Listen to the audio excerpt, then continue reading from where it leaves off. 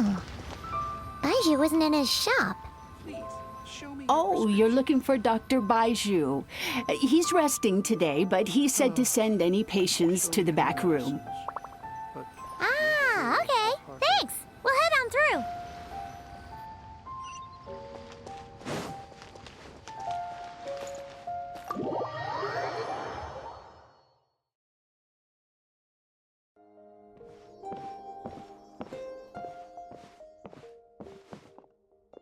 Traveler, Paimon, welcome.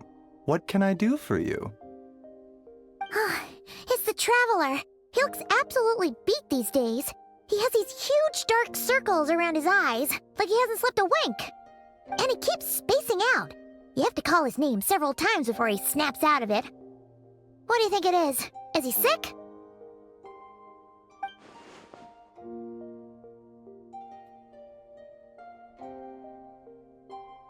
Very peculiar.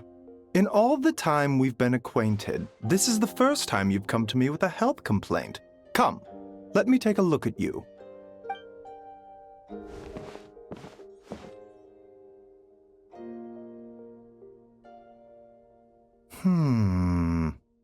Okay, Paimon does not like that expression, Baiju. It's not serious, is it? Complexion is good, eyes are clear, breathing is steady, pulse is strong. Physically, you appear to be in good condition, Traveler. In theory, your energy level should reflect that. You should be feeling right as rain.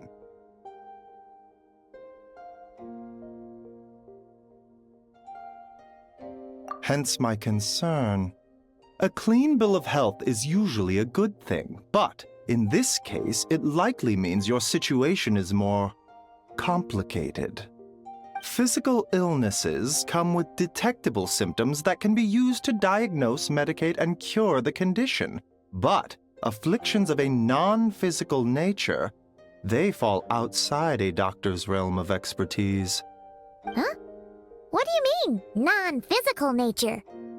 Curses, dark magic, it's hard to say.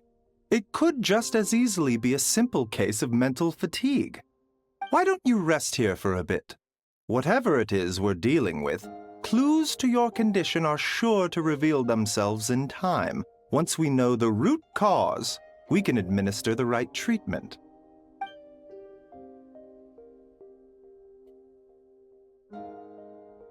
In the meantime, Changsheng and I will review the relevant literature for afflictions that present with mental fatigue.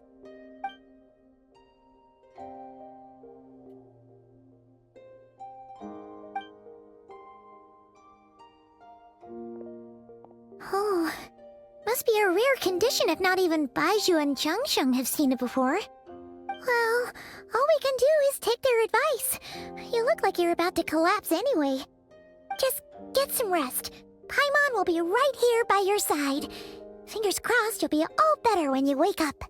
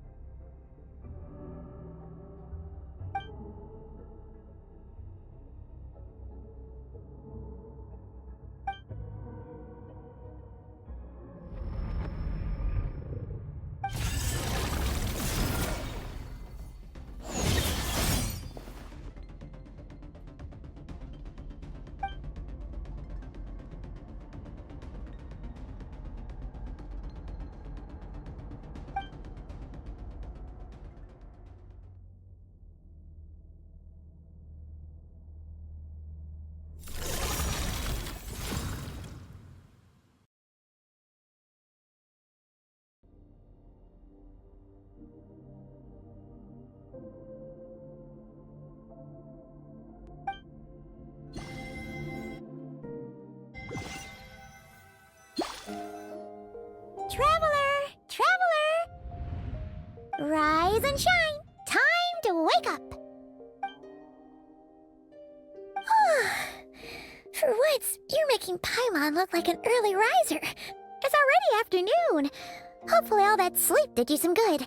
Feeling any better? A cut? What? Did you scratch yourself in your sleep? All right, let Paimon take a look.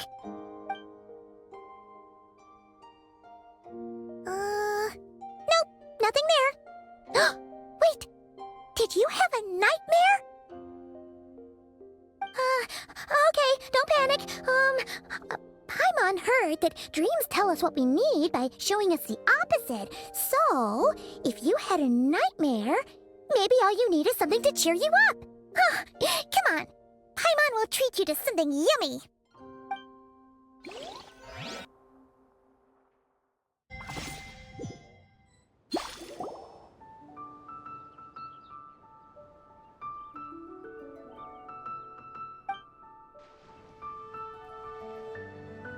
What? So, in this dream, you were trapped in a weird place with thick fog everywhere, and then a spike came out of nowhere and stabbed you in the back? Oh. Okay, well, that's a new one. Are you sure it was a dream? 'Cause from the way you describe it, it sounds like you were really there. But then again, you woke up right where you went to bed. And you were definitely in a deep sleep this morning.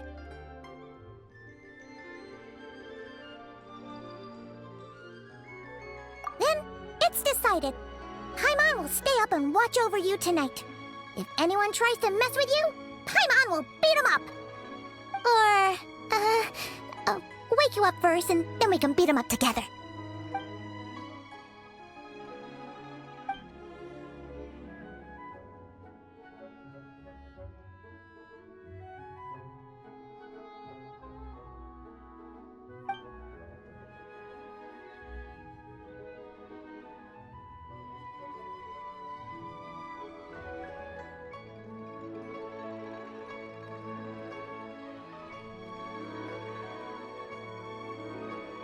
Something is missing?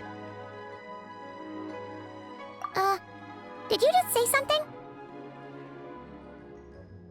The flesh remains whole, but the soul is incomplete.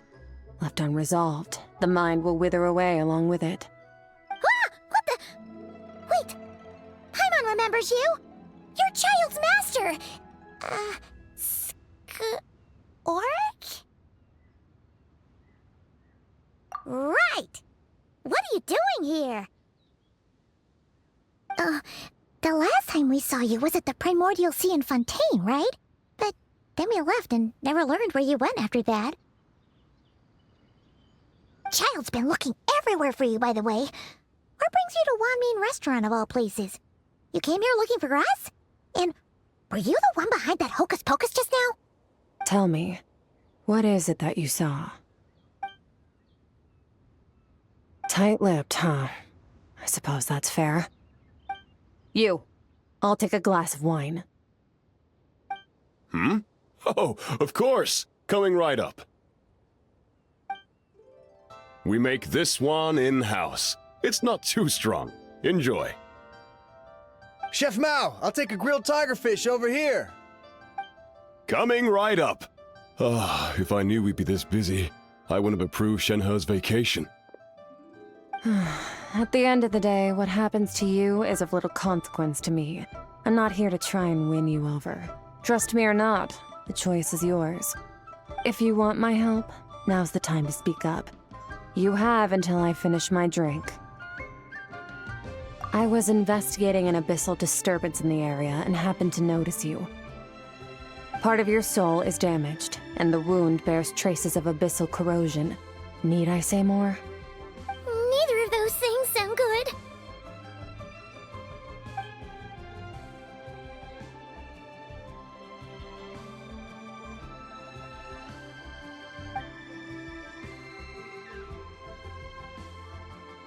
Well, should we trust her? She mentioned an abyssal disturbance. Maybe that has something to do with what's going on with you. But We could always find a different expert on the abyss to help us out. Yeah, and that thing she said about your soul being damaged is scaring, Paimon. Definitely something we should fix sooner rather than later. Skirk's an interesting one, that's for sure. But from what Childs told us, she doesn't seem evil, at least. 1, 2, 7, 10. That'll do. Well, have you made up your mind?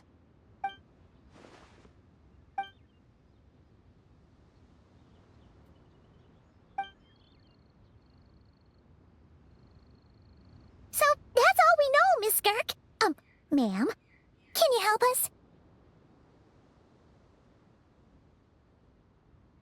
So, you couldn't disperse the fog.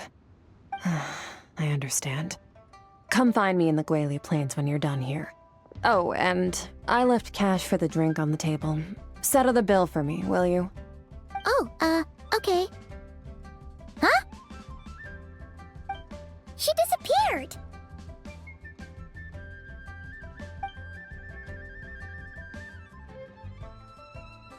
Wait, hold on. You overpaid. Here's your change. Oh, no. This includes the drink, so it should be the right amount. I didn't think you two ordered a drink. We didn't. It was that lady who came and sat with us, remember? You brought it out to her yourself. You sure? I could have sworn there were only 2 of you at that table. What? What'd you put in their dish, Chef Mao? Some kind of hallucinogenic mushroom? You got them seeing things. Seeing things? Wait, so neither of you noticed her? Young lady? About this tall? Wearing a purple dress? She ordered a glass of wine! Oh, now you mention it, that vaguely rings a bell. And it looks like I did open the wine jar, so it must have just slipped my mind. In any case, that settles your bill. Come again soon. Coming! Okay, what was going on there? It's like they didn't remember Skirk being there at all. Even Paimon was half convinced we hallucinated the whole thing. But that Mora she left for us was definitely real. Oh, this whole situation is giving Paimon the creeps. But anyway, she told us to head to the Gwali Plains, right? Let's not keep her waiting.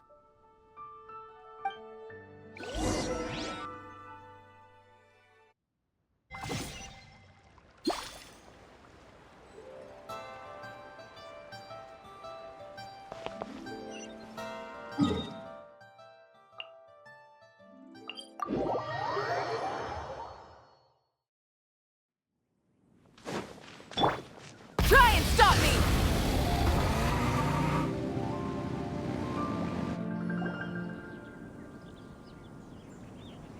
Whoa, what are all these rift hounds doing here? Huh, looks like they're collecting something. Huh. Let's go check it out.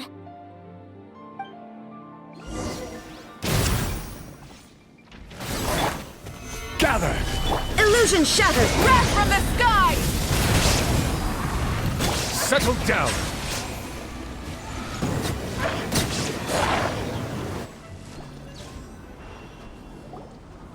So, this is what they were collecting. It looks kinda like... Yeah... What is going on here? From the moment they are born, all beings with great power have an impact on this world. Even if their body is sundered and their soul extinguished, their influence remains. Gods are the most common example of that. The remnants of gods who fell thousands of years ago remain buried deep within the earth, carrying within them a warped will and a dark curse. Together, these remnants form what you call god remains, and it appears that some of those sealed here were dug up and removed. There are traces left, but they're fading fast. What are you doing? Nothing! Just wanted to make sure you were, real? She's definitely not a ghost traveler. Paimon poked her, and she's solid. Your life hangs in the balance, and that's what you're fixated on? Strange set of priorities. It was just a trick to avoid being perceived. If someone notices me, those memories are erased. Simple as that. Unlike you, I have no desire to establish a connection with the world. The weak and the lowly have no right to remember me. They're lucky they only have a few missing memories to show for it. Now, can we please get back on track? Okay. Where were we? Right. The god remains. So, basically, there's now less of them here than there used to be, right? Isn't that a good thing? In our experience, god remains are 100% bad news. A lot of terrible things have happened because of them. Maybe it's a good thing by human standards, but power doesn't come from nothing, and it doesn't just disappear for no reason. The remains aren't just gone. They were taken.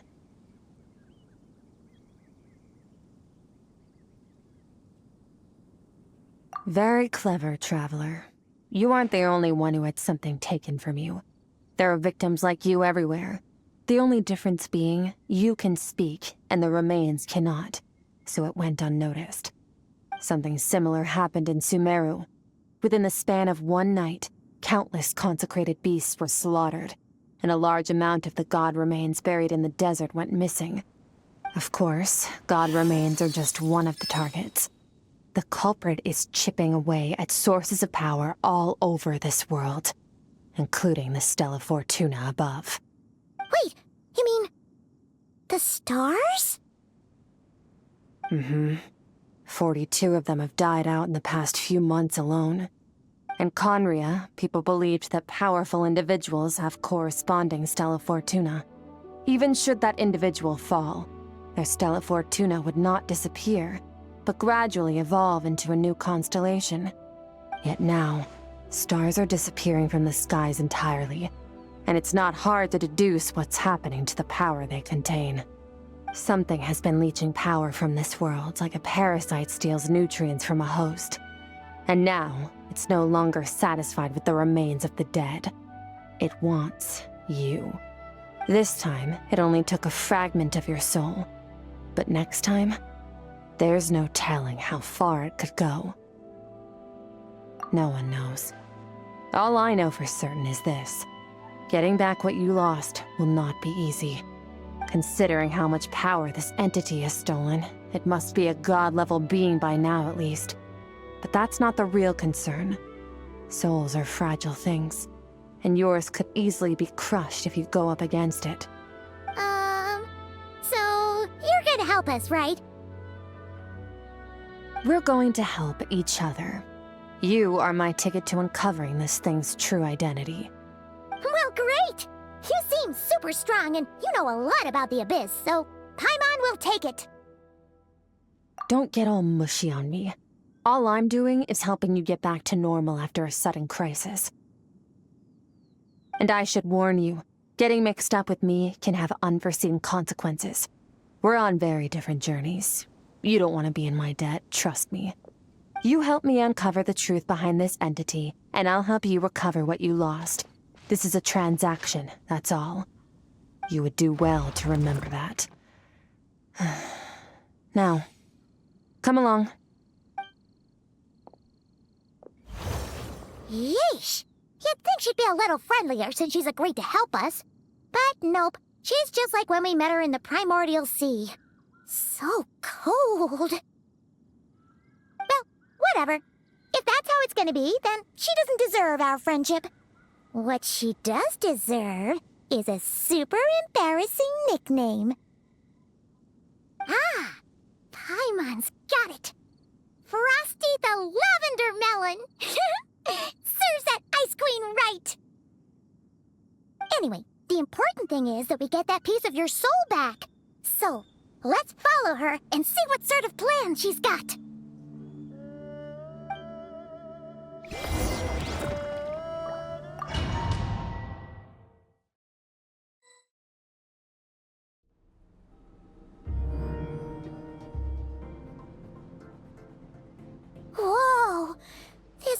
is way bigger than Paimon expected.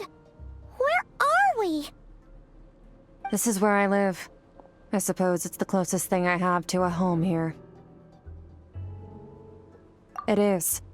I brought you here because time flows differently in this place. I don't know how much Ajax has told you, but when he fell into this space, I mentored him for 3 months.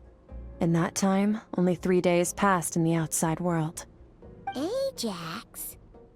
Oh, right! That's Child's real name! Yeah, Paimon remembers him mentioning something like that. So, a month here is equivalent to 1 day in the outside world? That should mean we're safe from that power-hungry soul snatcher for now, right? Yes, well, I didn't bring you here just to show you around. In the outside world, the Traveler could be attacked at any moment. But coming here has bought us quite a bit of time. Now, we just need to figure out how to investigate that place you saw. The one full of fog. Both your description and the abyssal disturbance I felt point to that space having some connection to the Abyss. It could even be a domain similar to this one. The thief who stole that fragment of your soul is hiding there. But the Abyss is a chaotic and turbulent place. If we want to pinpoint their location, we need to see what that space looks like without the fog. Abyssal power can grant a special form of sight. Have you ever wielded abyssal power before? Okay. Do you plan to learn? That tracks. All the information you have suggests the Abyss is something sinister, and that abyssal power is a wild and dangerous force that always spells disaster. And you're saying that's not true? Depends on your perspective. Floods and hurricanes take countless lives too. But if one day you gain the power to control them, what was once a calamity is now just another tool in your arsenal. I'll respect your opinion, though. Just means we have to turn to the second best option. A little abyss crystal that contains my power. Wear it on your head, and we'll be able to perform dream mirroring when we fall asleep. Dream mirroring? It means experiencing whatever the other person is dreaming. Everything they see, think, and feel. Since you haven't studied the art of using abyssal power, and have no plans to jump in the deep end right now, I'll have to do the investigating for you. With dream mirroring, every time you slip into a deep sleep, I'll see with my own eyes whatever scene plays out in your mind. Then, I can guide you through the dream environment, and we'll take back what was stolen from you. Huh. You make it sound so simple.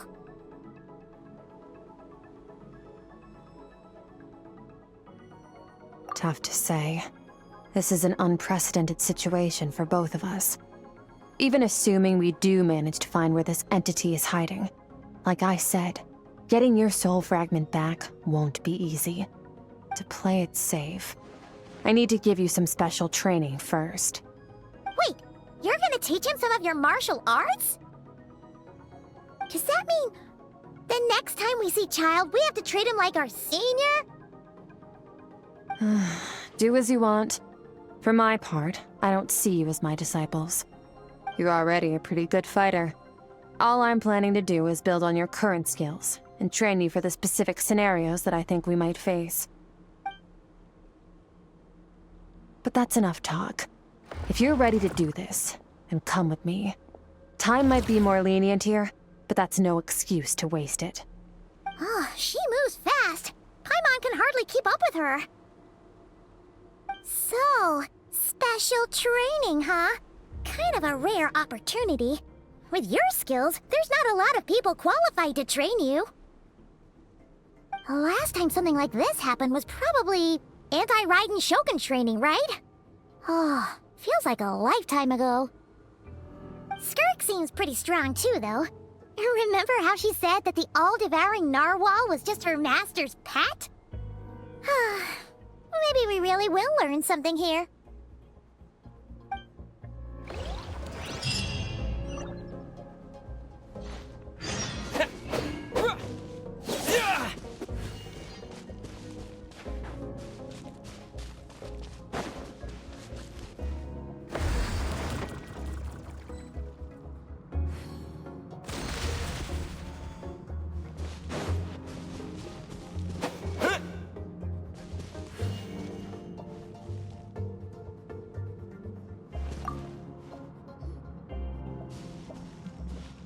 Ready? Bring it on! Your training will be split into 3 stages. Testing your blade work, elemental abilities, and reasoning skills. We'll start with blade work. You're no rookie in this area, so I won't bore you with the basics. During your long journey, you've no doubt sparred with a lot of talented sword fighters. Consciously or not, you will have picked up all kinds of techniques from them. You bet! There's Kaya, Master Jean, Kuching... Oh, and Kazuha, Ayaka... Yeah, we've met sword masters like you in every nation we've been through. You sparred with a bunch of them too, right? Nice to know it's all gonna come in handy now. Don't get too smug. In sword fighting, techniques alone are not enough. You need a cohesive system to bring it all together. A style or school of fighting. To use the human body as an analogy, your style is your skeleton. The foundation, the framework. Techniques are the muscles and other flesh attached to the bones. This is where your strength comes from. Improving your sword fighting is like growing that body. If your frame got bigger and taller, but you didn't add any muscle mass, you'd be weak and flimsy. Then again, if you packed on pounds of flesh without a big enough frame to support it, you'd end up bloated and unwieldy. You need to do some introspection. Take a good, hard look at your past experiences, and figure out which parts of what you've learned are just techniques, and which parts can be used to form your own system of blade work. Only then will you get the full utility out of all your thoughts and observations along the way. Only then will every strike you deliver make perfect sense. Wait, is that it? Paimon thought you were gonna teach him some cool new moves. Like when you went swoosh and opened a tunnel to another place. One day, you'll reach a new level of power where you realize that even that's as basic a trick as any other. But right now, our sword styles are so wildly different that teaching you mere techniques is pointless. There are no shortcuts in the pursuit of power. Failure is your best teacher, and rigor is your coursework. That's all I have to say. Time to make a start. Train until you're satisfied with yourself. Now focus. Destroy the crystal columns as swiftly as you can.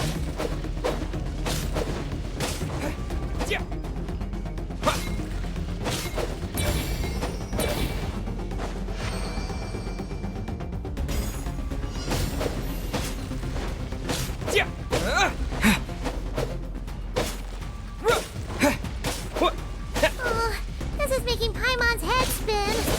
Hang in there, traveler!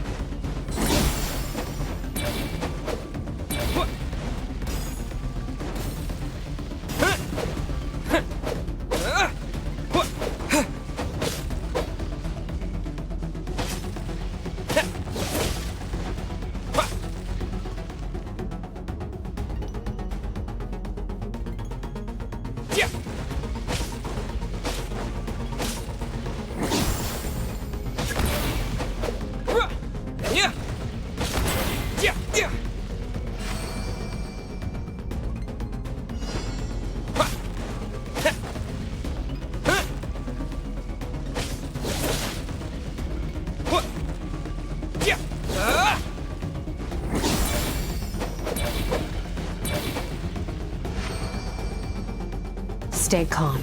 Use your head. You have to keep it together.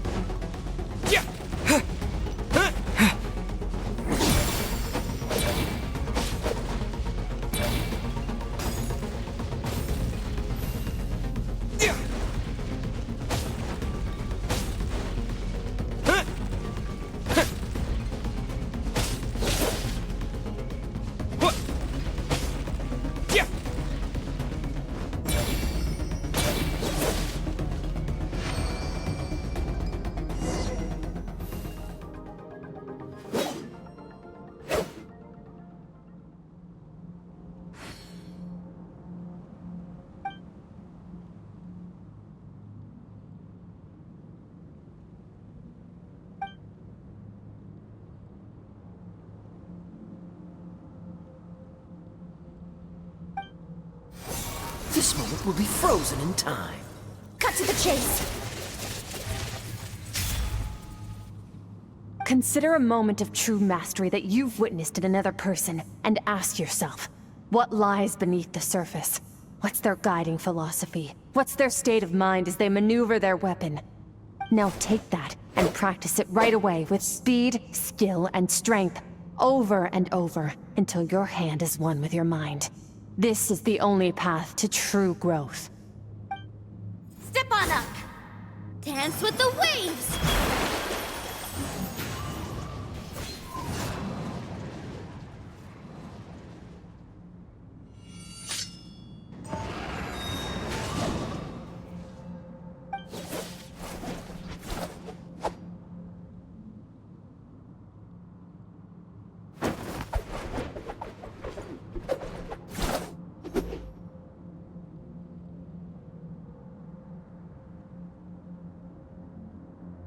If you start to tire, empty your mind, but do not stop.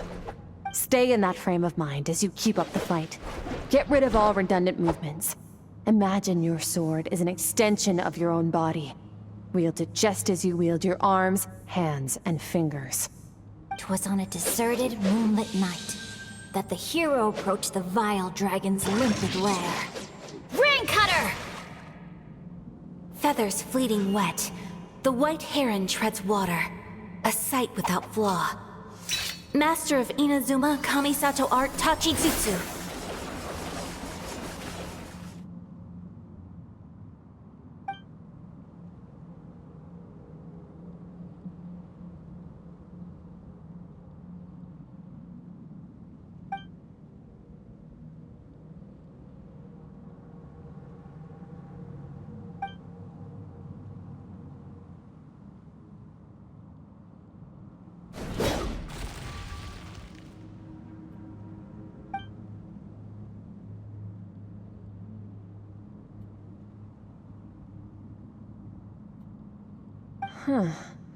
Looks like you've made some real progress.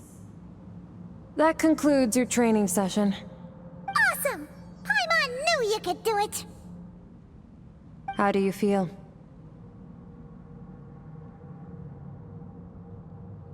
As you should be. Time flies when you're training hard. You've actually been going for several days now with no rest. Yeah, meanwhile Paimon's had a whole bunch of naps. But you were so focused, she didn't want to interrupt you. Go get some sleep. I'll be doing the same very soon. Let's hope you see that foggy place in your dream, so I can get this investigation over and done with.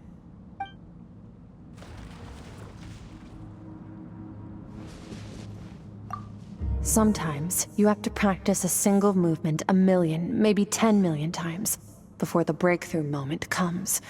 Nothing in the outside world can help you in this process. The most important thing is to remain patient.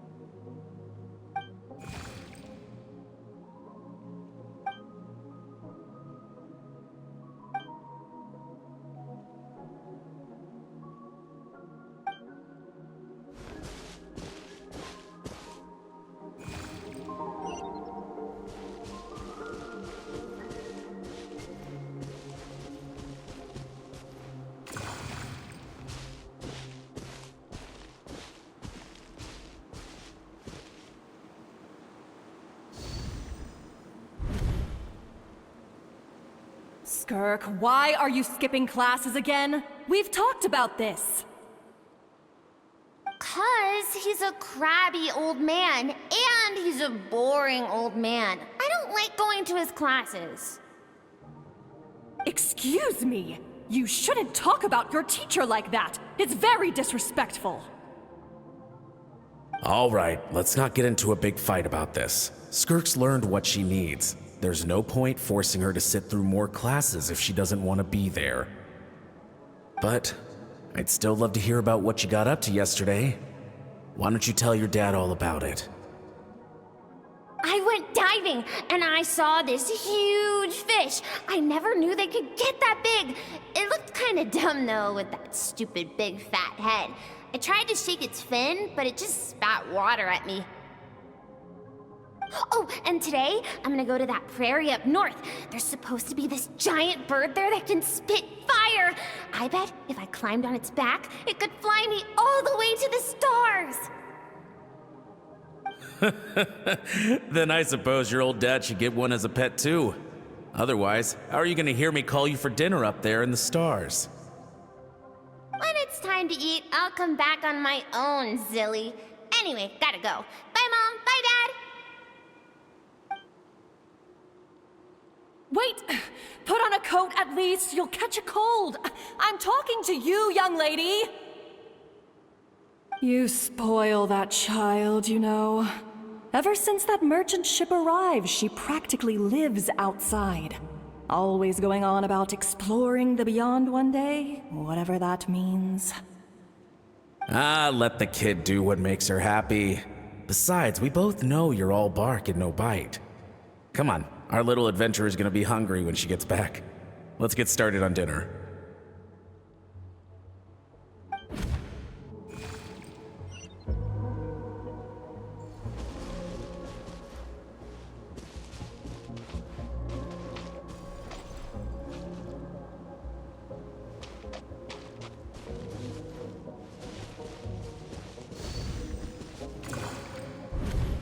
The stars shimmer high above. But what lies beyond the stars? Mountains as far as the eye can see?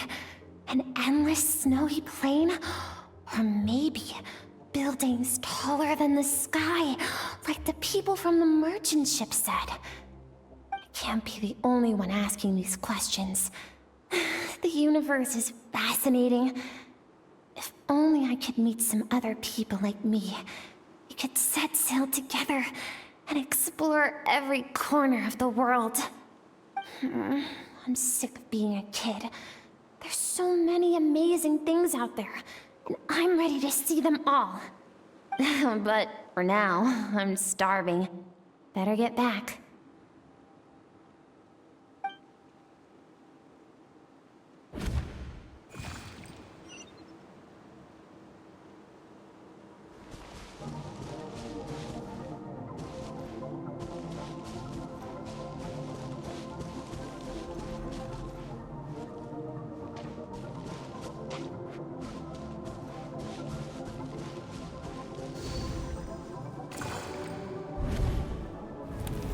Don't let a single one of them get away! No, please, spare the children! Stay back! They're coming! Run! Help! Eliminate the threat. Take them down! Don't be scared. Ah! This way! We'll never make it! Fire. There's fire everywhere. What happened? I told you we shouldn't have trusted these outsiders!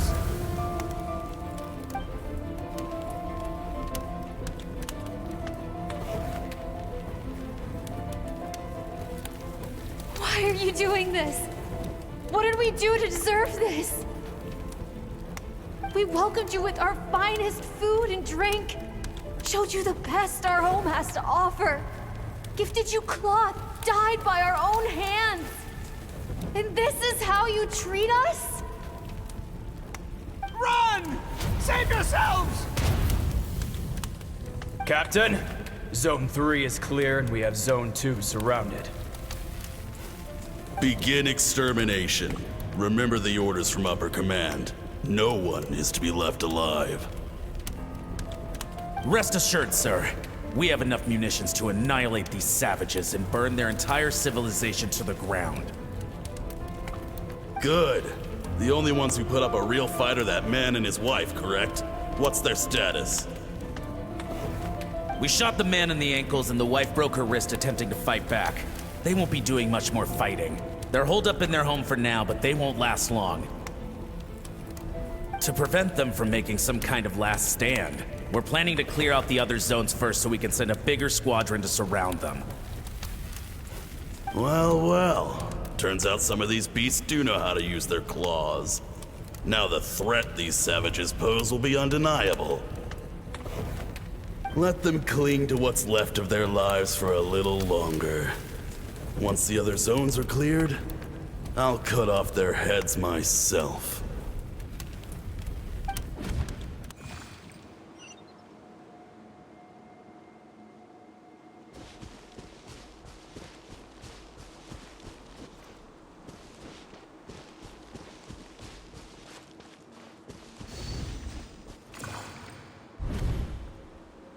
Dad? Mom? Skirk, you're all right? Thank heavens. I'm so happy to see you, sweet girl. But you need to go. It isn't safe here. They'll be back any second. What happened? You're bleeding a lot. Dad? Mom?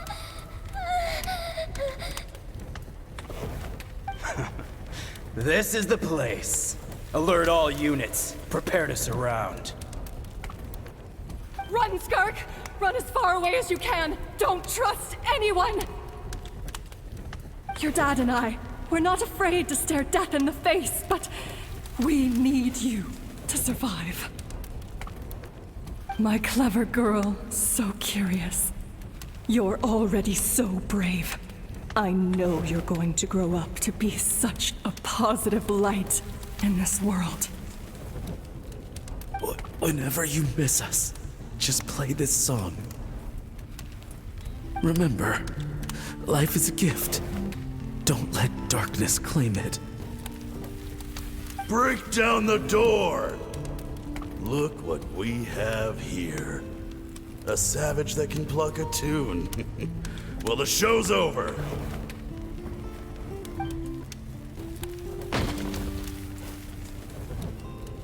You! Stop singing! Shut it! I said shut it or I'll make you!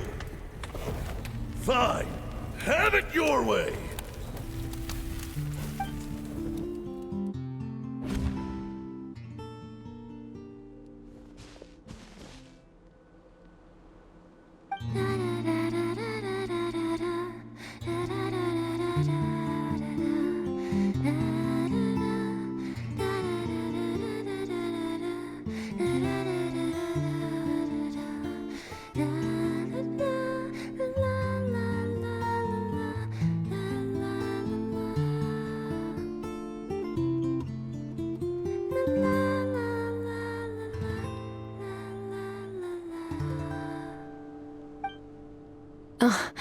You're awake? I found a few clues while you were asleep, but it's only a start. Now, time for the second stage of your training. This time, the focus is elemental energy. Come find me when you're ready to begin.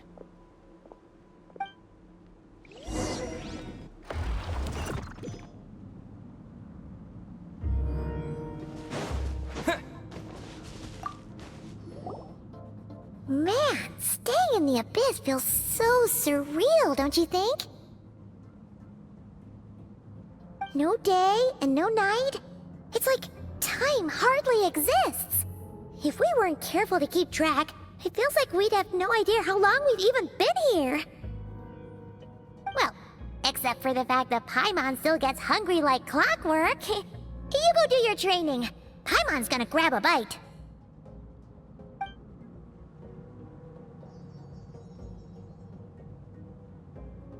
The way I see it, the pursuit of power is divided into 3 stages. The first is mastering the use of standard weapons. Next is learning how to harness natural energy. And after that, you're free to challenge even higher dimensions. The natural energy of Teyvat is, of course, elemental energy. But that's not my area of expertise. I draw from a different source of power.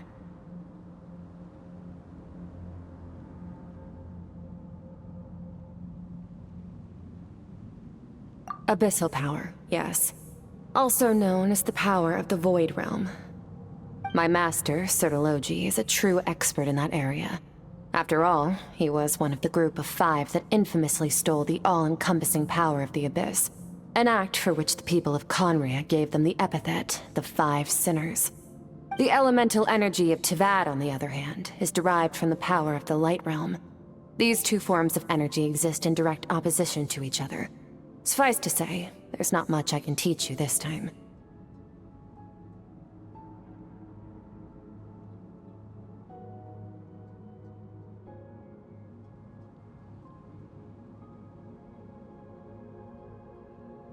A keen observation, traveler. Call it respecting local norms. The Abyss stands in direct conflict with the will of this world. So, to make my life easier, I disguise my power to make it appear cryo-like in nature. It's a technique I learned from some Conrian ruins, known as the 7 Shifting Serpent. If you ever change your mind about delving into abyssal power, I can teach it to you. So I've heard. You seem to have a knack for removing abyssal power. But is purification really what's going on there? Like I said, power does not simply disappear. Just thinking out loud. Let's focus on your elemental training. That's what's gonna help us if the situation gets tricky. True growth comes from adversity, but only if you make the choice to pick yourself up again every time you fall. So, it's time to push yourself to the limit, and then keep pushing. This is the only way to advance at pace. Use the power of Animo to clear the field as fast as you can!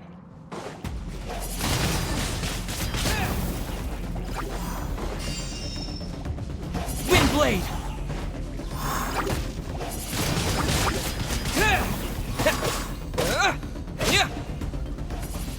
Windblade!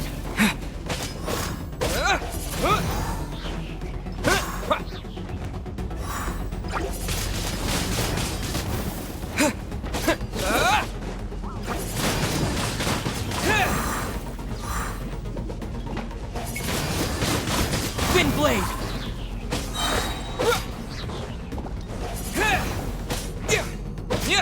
Windblade!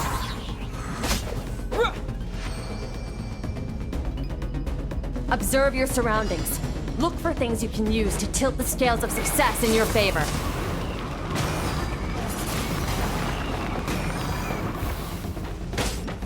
Windblade!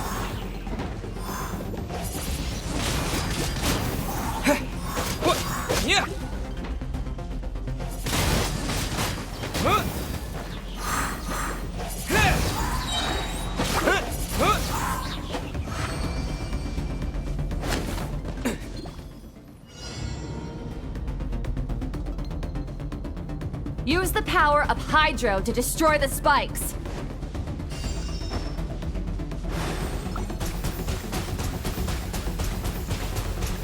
Go!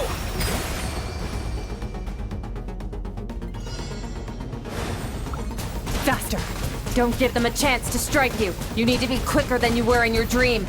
You can't afford another injury like that.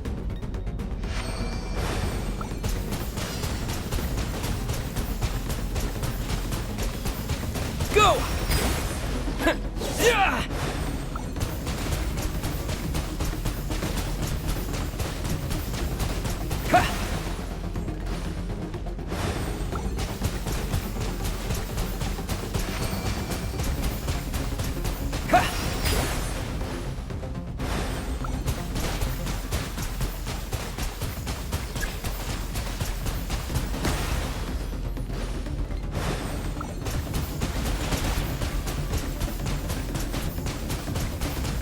Go!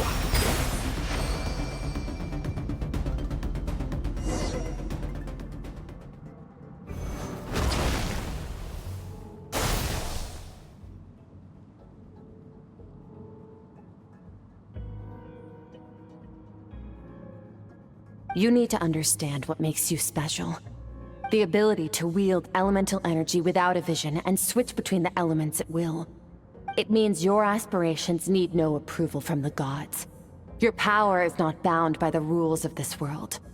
So be bold. Do not be afraid to chart your own path.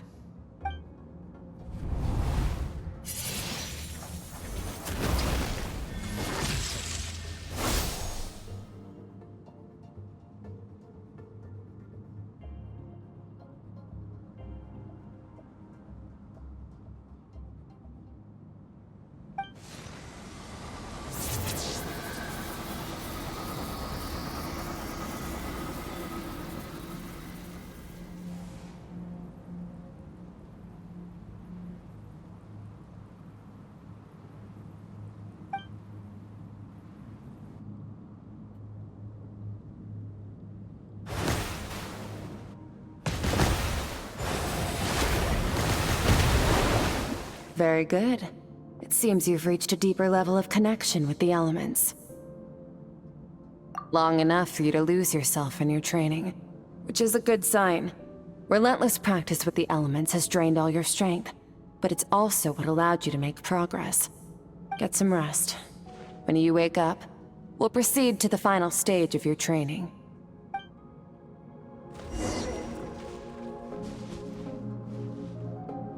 If you wish to master the elements at a fundamental level, you must see the entire natural world. Nature in all its places and forms.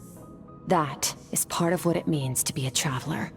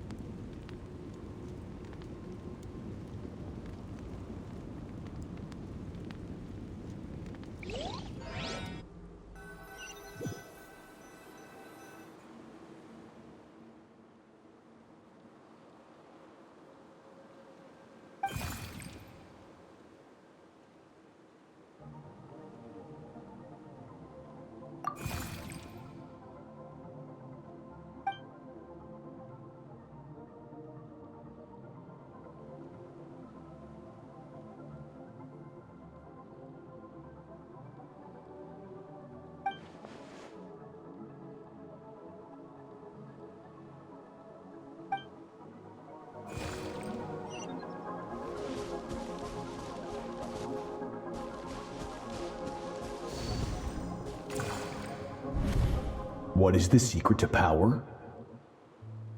Longing, hatred, self-preservation. No, it is fear. The fear of losing those you love. The fear of watching your home burn. Fear of loneliness. Fear of death. Fear is the source of evolution. It forces humanity to adapt to their environment and overcome hardship. It is in the process of prevailing over our fears that we surpassed first ourselves and then the rest of the world. That fear is now part of you. It calls on you to evolve. And it is time to answer.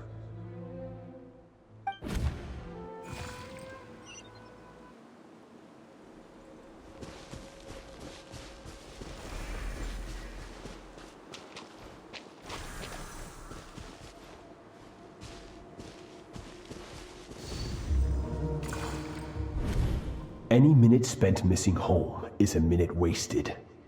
Practice your sword work instead. Do not make me tell you twice. But, Master, I can barely lift the sword anymore. If I keep going, I feel like my wrist is going to break. So it has not broken yet. Then pick up your sword and keep practicing until it breaks. I want to hear the cracking and splintering of bone. After all, bones can always be reset.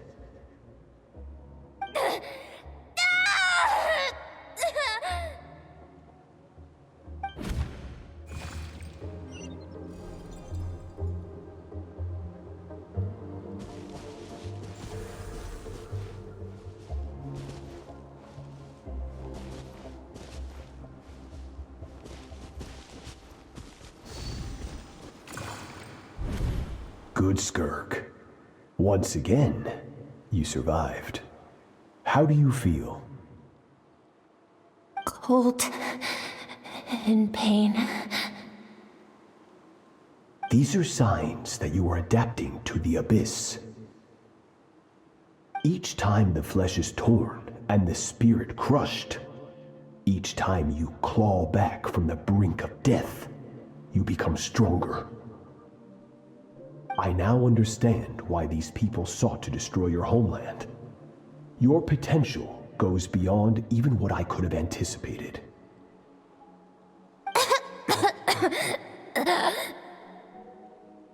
But you still have much to learn in your pursuit of strength. Your mind is rife with distractions. From now on, I shall show no mercy in your training. You must learn to shut out all the pointless emotion, crush the self that makes you weak, and become master over your physical form. Get up, Skirk. Wipe the blood off your face. Cut away the rotten parts of your flesh, and mend what is broken. Then take up your sword.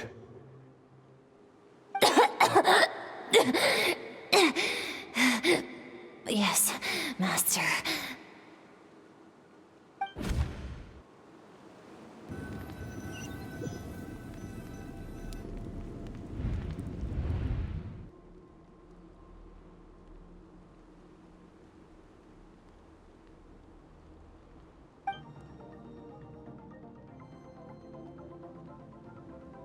You're up!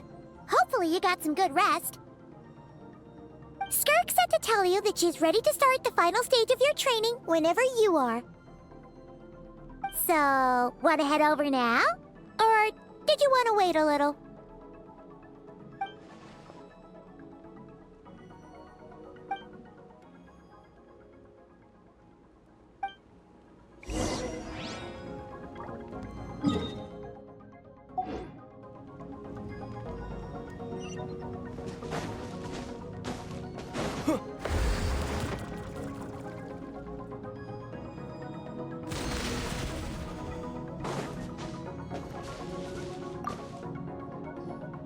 From your training so far, you have gained better command of the sword, and more control over your elemental abilities.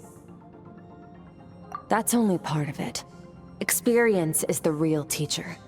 Your journey, the friends you have made, the dangers you have faced. These have taught you more than I ever could. Now, it's time to focus on how you react under pressure. You must be able to think rationally, even in unpredictable combat situations. To simulate this, I'm going to attack, and you're going to block. Ready?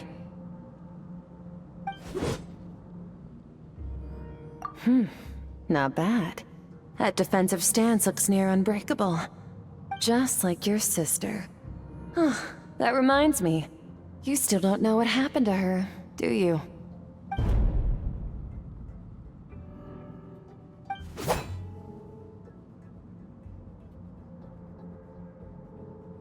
Hey, no fair! That's cheating!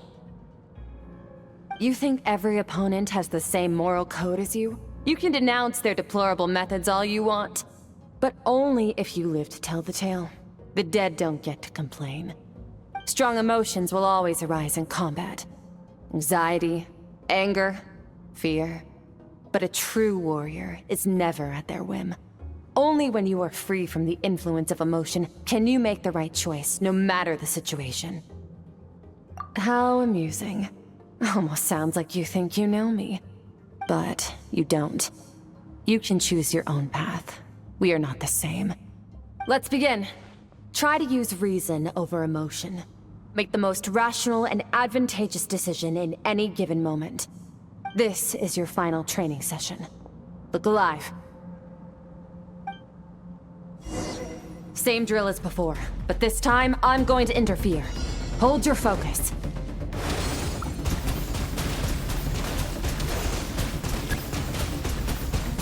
Water jet!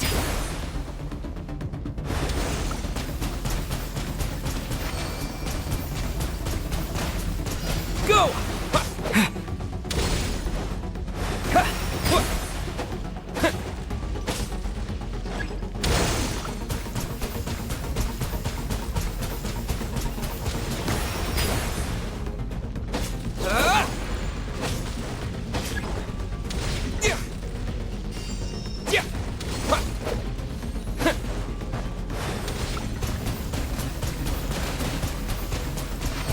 Go! What? Yeah.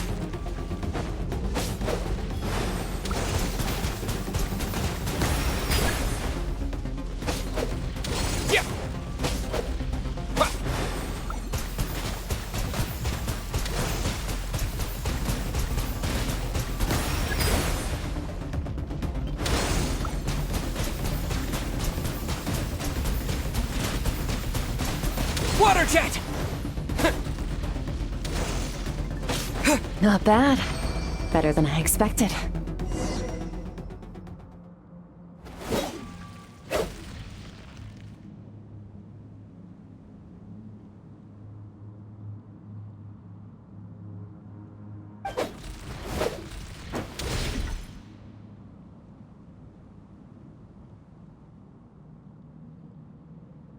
You're getting the hang of it. The first step to controlling your emotions is controlling your mind. You want a unified train of thought. It all comes down to focus.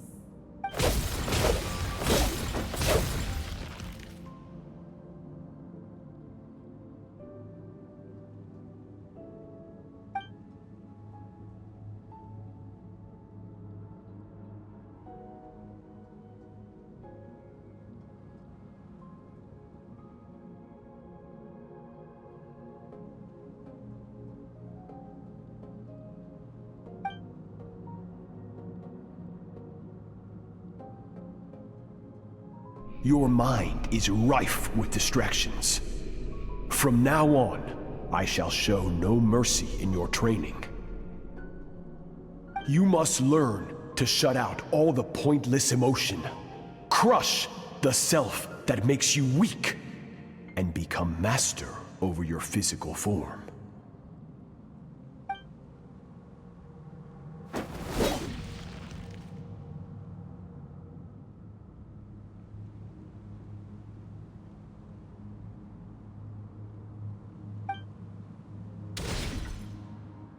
Stop.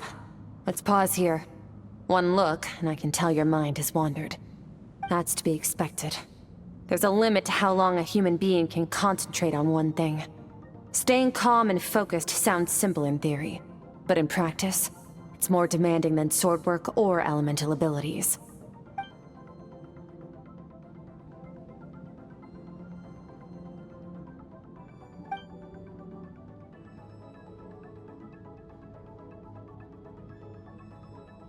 Get some rest.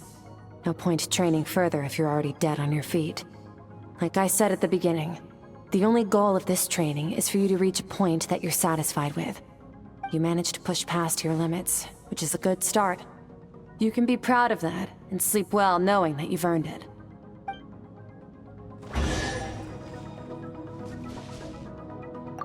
Warriors will train day and night to perfect their skills. But when the battle comes, their fate may be decided in a matter of minutes. One mistake, one moment of hesitation, and just like that, all their blood, sweat, and tears were for nothing. You need to push yourself to perfection, or you might not even live to regret it.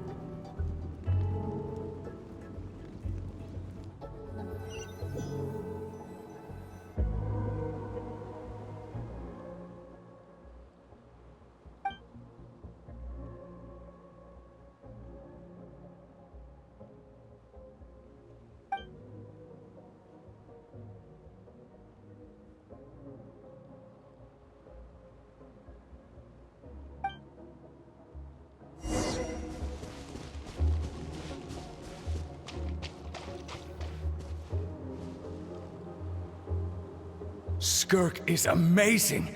She faced down that terrifying giant and cut its head clean off. Oh, she got hurt though, didn't she? I heard it was pretty bad. Yeah, well, that's a given.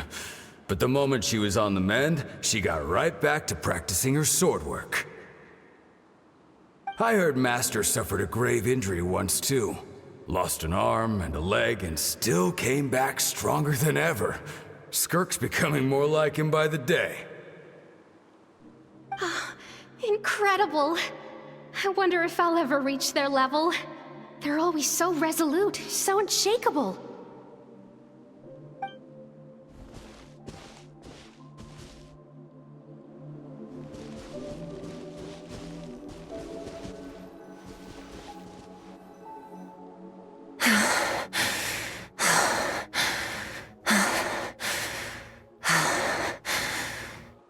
Pathetic. You're not even trying. You're so much weaker than you think. Skirk, have you become a positive light in this world?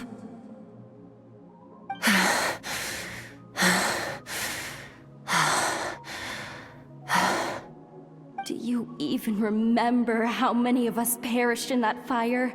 How many bodies were left to rot on the scorched earth? Yet you alone live on.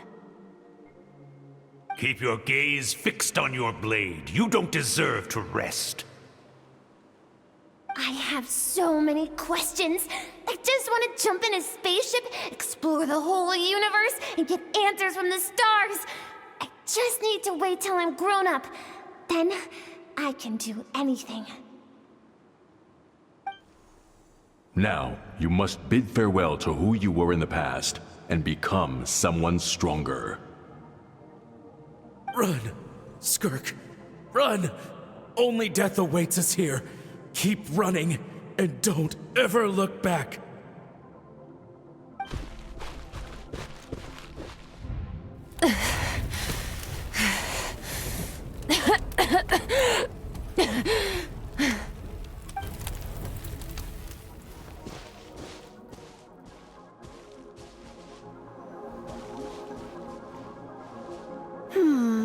Let's see here. First things first, you need a new identity. Going around telling people you're from somewhere beyond the stars won't do, now will it? How about saying you hail from beneath the earth instead? As the Conrian saying goes, venturing out into the universe and down into the abyss are the same in that both are braving the dark unknown. Well, I'm a visitor on this planet, so I'll follow the rules. Ah, splendid. That saves me quite a bit of trouble. Let me offer you a piece of advice in return, although it might not be what you want to hear. I know the pursuit of strength is important to you, but taking a moment for yourself every once in a while is never a bad idea. Ignore her existence for too long, and there will come a day when you can no longer hear her voice.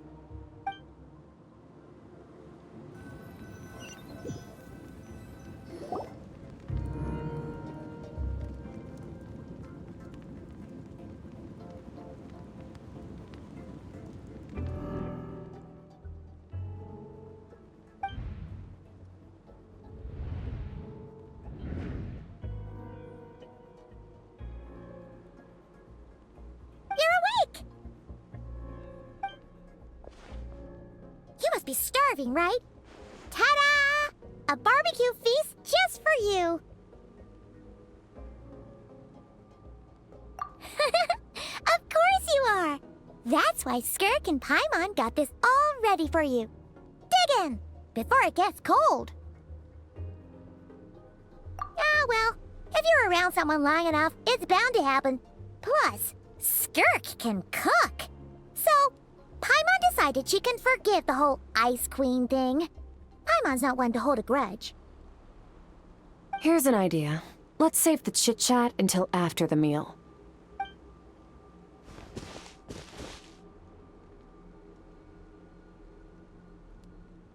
Ugh, so full. Okay, it's Paimon's turn to sleep now. Wake her up when it's time to go.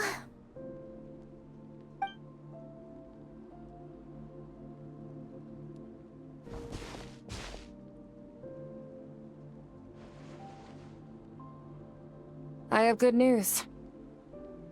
First, your training is complete.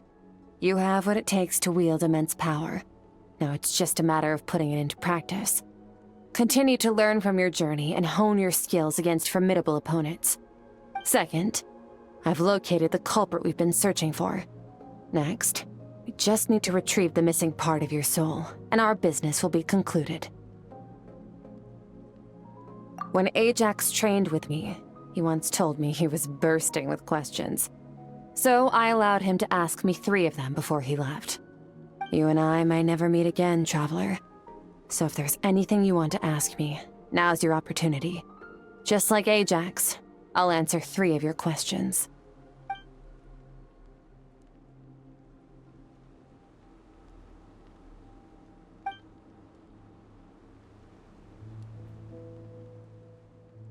Okay, not the angle I was expecting. What makes you ask that?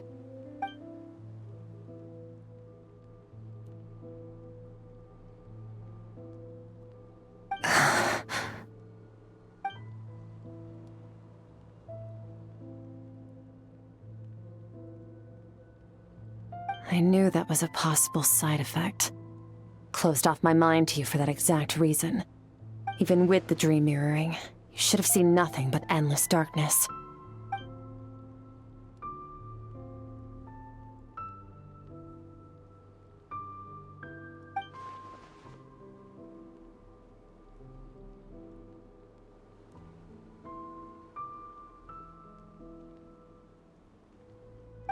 Whatever.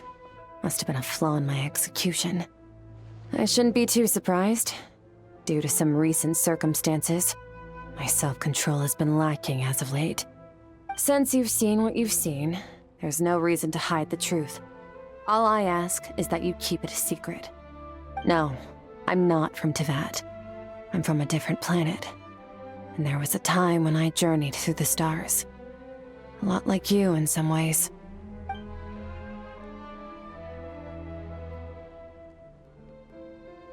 No, we're different in that respect. You're influencing the fate of this world. But me, I'm just passing through. Several hundred years ago, my master, Sertologi, opened the border between worlds and sent me here. But this is not my home. And one day, I'll return to the vast unknown of space. So, there you have it. On to your second question.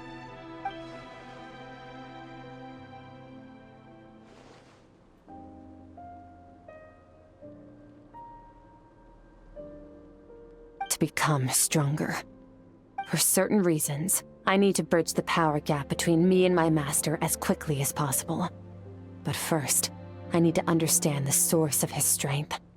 To do that, I need to follow in his footsteps, walk the path he once walked, and somewhere along the way, I'll find out how to defeat him. That is my sole focus and purpose. Okay. You have one question remaining.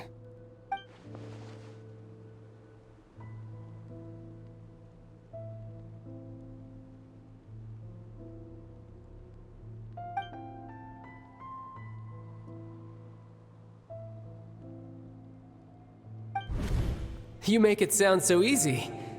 Ever since the incident I experienced there, I've never stopped searching for Master Skirk and that unknown abyss. But it's been years now, and I've still found nothing.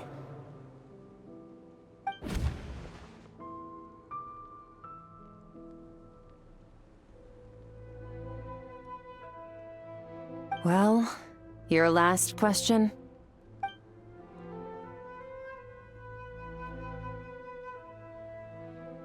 Ajax. His situation is different than yours.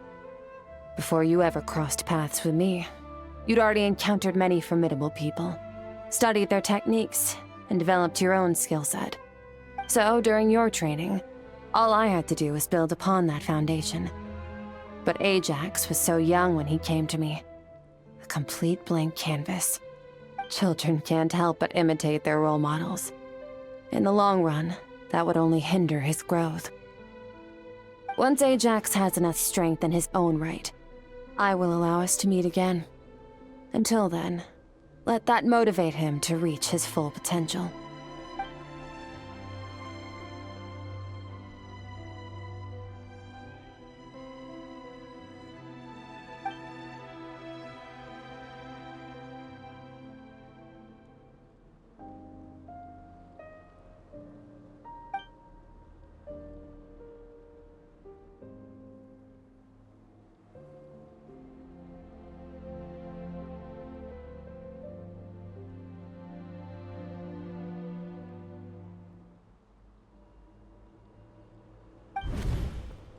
Unlike you, I have no desire to establish a connection with the world.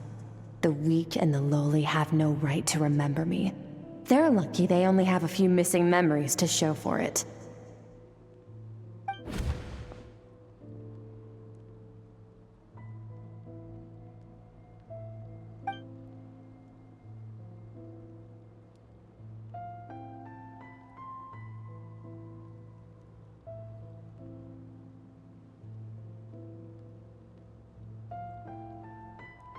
Wake up your companion. It's time to go. Oh, and everything I just told you, best keep it a secret from her as well.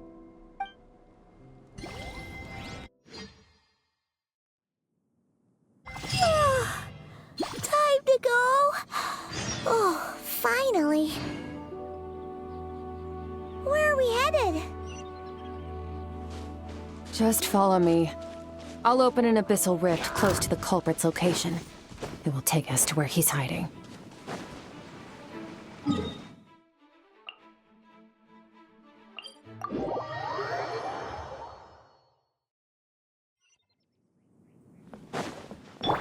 Full throttle!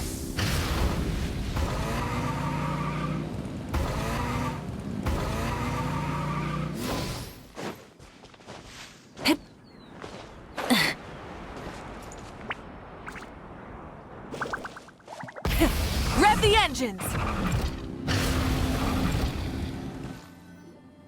Wait, this is near the chasm, right? Yes. If we enter from here, we'll be able to reach that place from your dream. You have some experience with abyssal domains by now, but still, this is someone else's territory.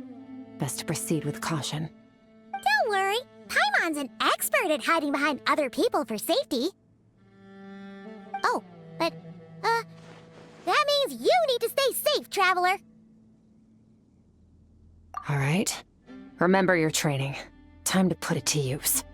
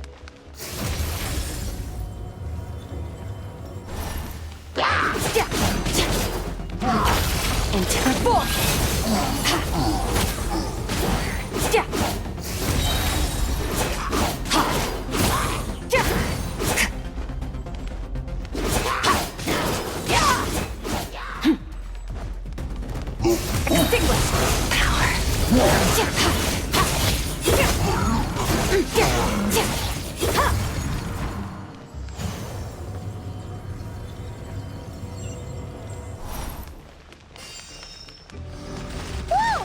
Look at all these spikes! Careful, don't get hit! You know what? Paimon's just gonna float behind you. Come on, you got this.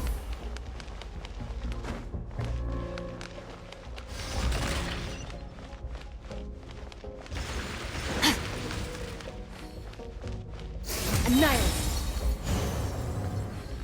Yeah! Mine to wield.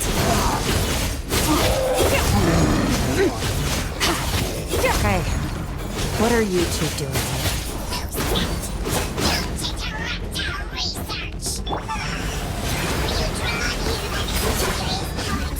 Dusty, like an abandoned house. Let's press on.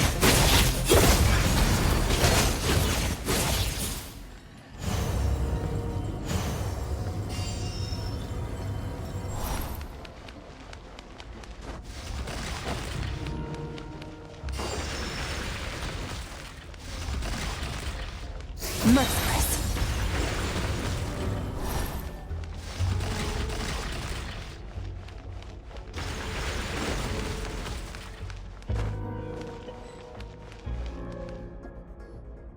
Oh, looks like this is a dead end. Did we make it to his hiding place? Ugh, this fog is making it impossible to see anything! This should be the place where you were attacked, Traveler. The missing part of your soul should be nearby. Can you sense where it is?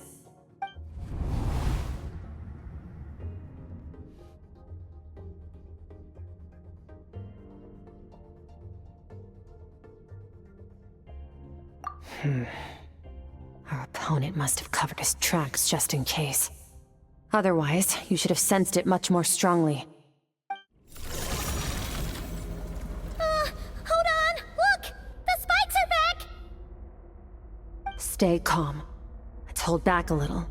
Give our enemy some wiggle room so we can see what we're dealing with. If you're too reckless, we might be playing right into his hands. Our enemy took part of your soul for a reason. It's likely he integrated it into his attack somehow. If we're smart about this, we can track it down.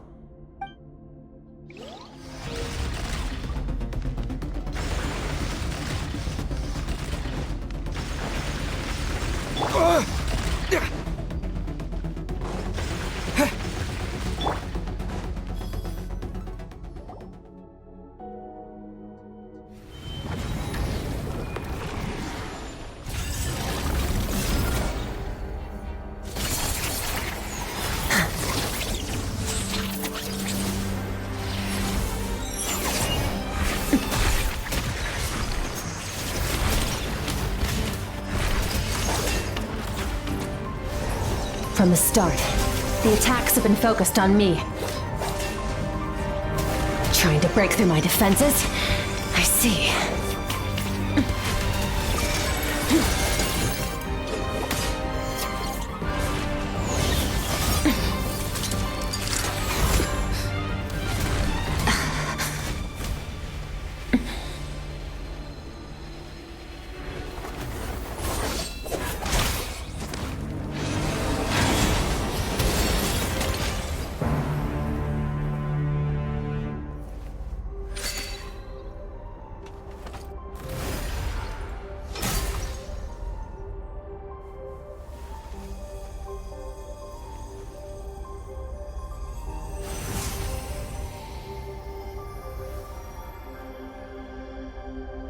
There.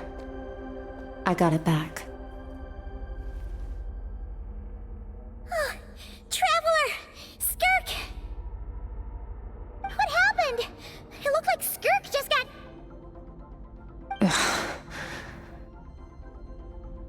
In the Guili Plains, you asked me why this enemy chose you as his target. Now, the answer is clear. It's not just the fact that your strength is impressive. It's also because of your ability to, as you put it, purify abyssal power. Whatever that actually means. The fact is, that ability allowed him to do something that should have been completely impossible. Namely, break through my defenses and steal my power. No, he couldn't have known I'd come to his domain. He only stole your soul fragment because he knew the value of its power. I doubt he expected it to come in handy so soon. Call it fate if you want. I believe that's the term they use in this world for arbitrary coincidences like this. In any case, it works to our advantage. Once I realized what he was using that power for, it gave me the chance to get back what you lost. I'll cope. Well, done gorging? Good. Time to answer some questions. How did you get the power of the all-devouring narwhal? The all-devouring narwhal? Oh, of course! Paimon knew that spike thing looked familiar. It looks just like that narwhal's horn! I highly doubt you acquired that power through your own strength. Tell me I'm wrong.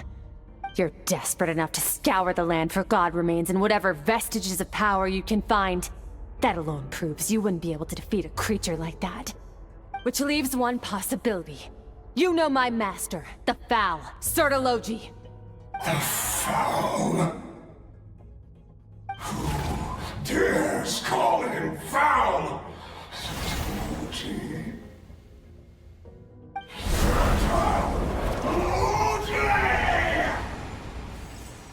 What's wrong? Bit off more power than you can chew? You're struggling to hold a basic conversation. Just a little longer. I'm still...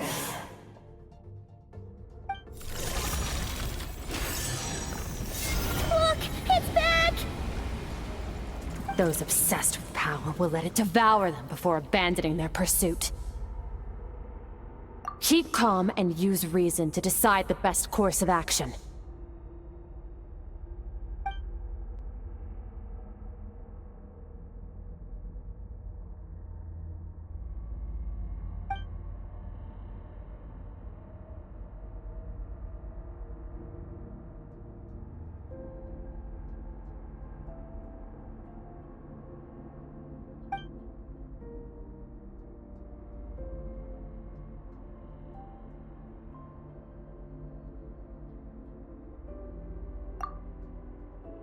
Wise decision.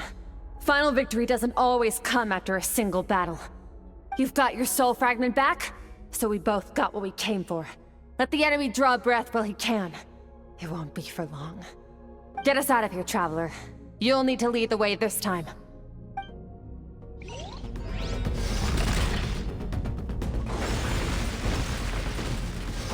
Skirk, is your shoulder gonna be okay? The wound is minor. It'll heal in no time. You should focus on getting out of here alive instead. Uh-oh! Falling spikes! Run!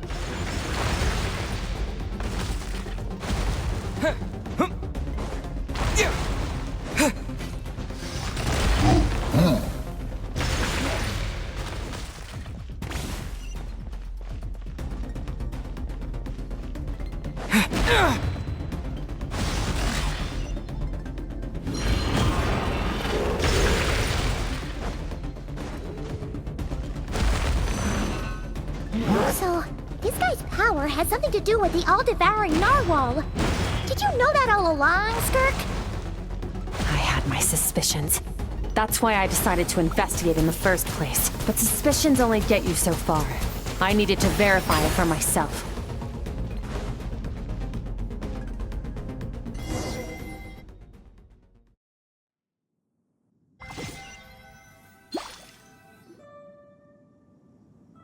Phew. Oh, we should be safe here, right?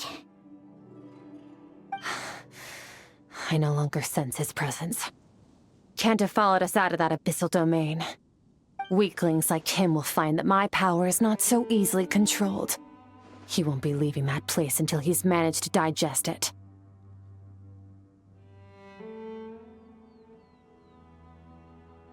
You seem surprised. I suppose that's fair. You've seen but a fraction of what that whale is capable of. That gaping maw could swallow a planet whole. It's called the all-devouring narwhal for a reason. Devouring is what it does best. It can extract power from anything, dead or alive, as long as it manages to make physical contact. Yeah. When we had our run-in with that thing, Neverlet mentioned that it has an instinct to devour. Your dragon friend recognized the nature of its abilities and used the power of Hydro to protect you. That worked because it was in a satiated state, so it was somewhat less aggressive than usual.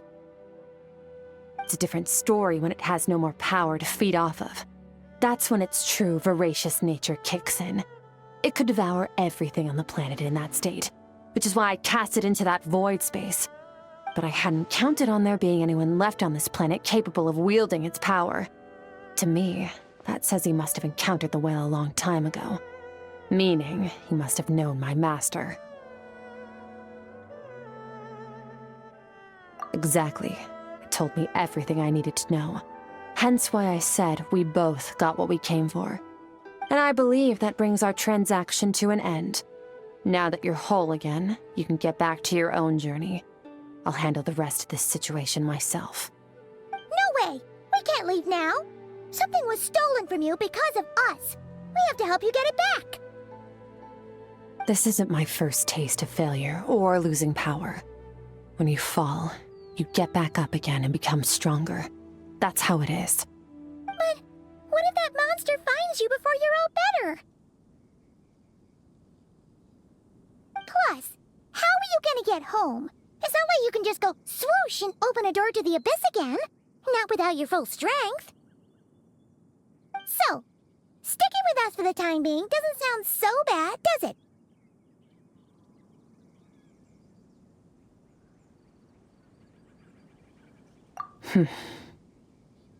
Fair enough. Then take this.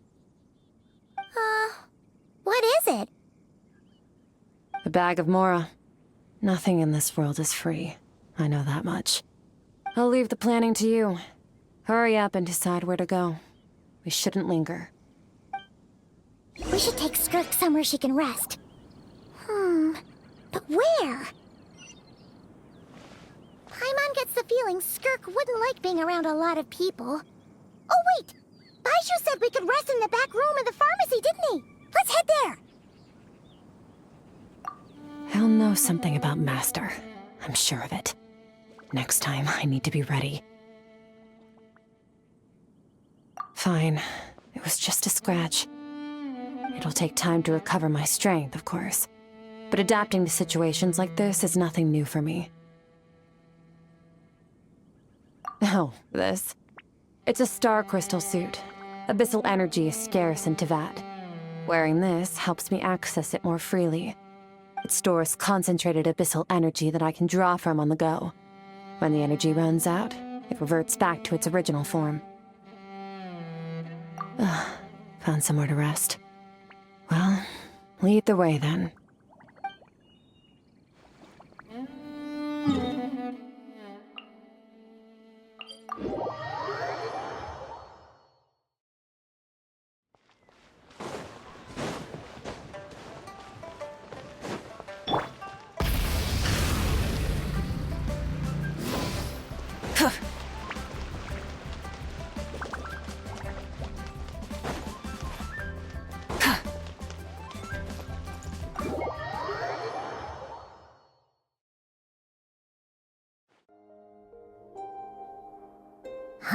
This bag from Skirk has a ton of Mora in it. Does she have a job or something? Wait, no. After what we saw at Wamin Restaurant, that seems impossible. Can you imagine? It would go something like... I'll be collecting my paycheck now, boss. Oh, sure thing. Wait, who are you? Have we met? Can't hold a job if you make everyone forget about you. So, what did she do to get all this Mora? Claimed some buried treasure, took care of a few monsters that were causing trouble. Nothing untoward. It's safe to use. Ah! You heard all that? A sonorous voice like yours is hard to miss. I wouldn't be surprised if the sound of it traveled to the nearest mountaintop. Then, did you by chance happen to hear Paimon's little, joke earlier? You mean when you called me Frosty the Lavender Melon?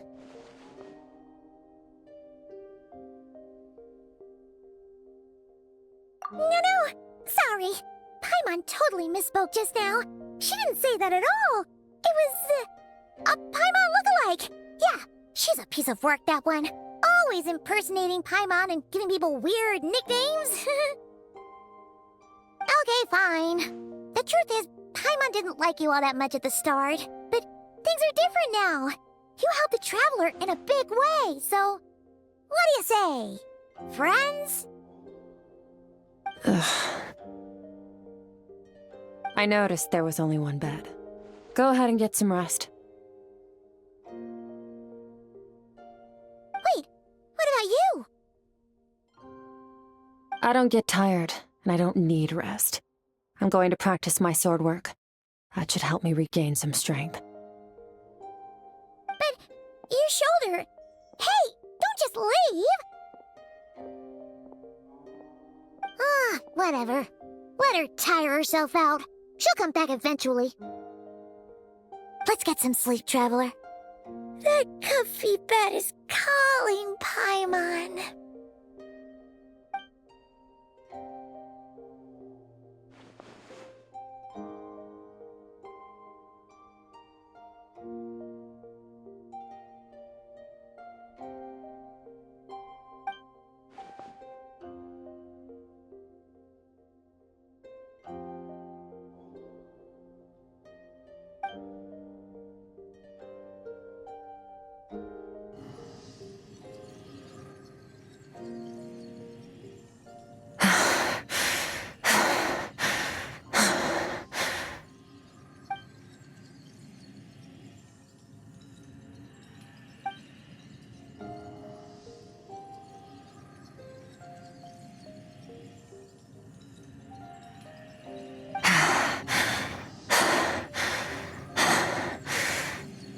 Quiet.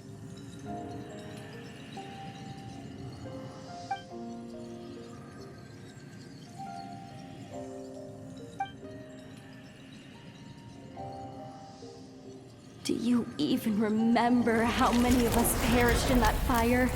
How many bodies were left to rot on the scorched earth? Yet you alone live on.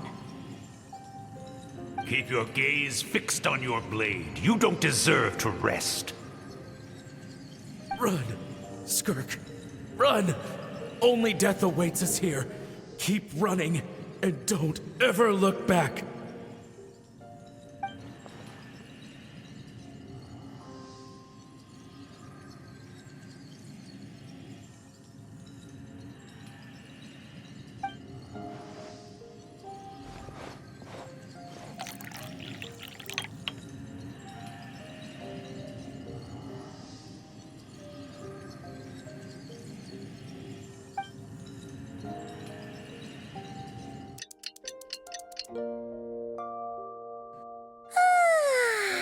Getting an early night's sleep is the best.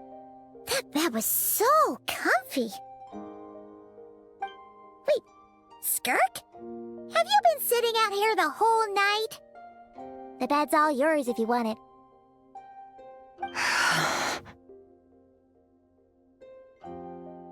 About 60%. Maybe 70. Whew!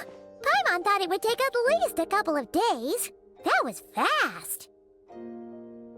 No, not fast enough.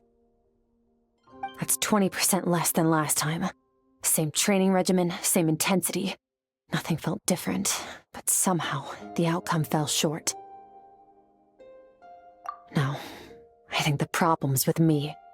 I need to meditate for the next 2 days. Deep introspection should help me find the issue. Ooh, sounds intense. We'll watch over you in the meantime, then. Thanks. See you in 2 days.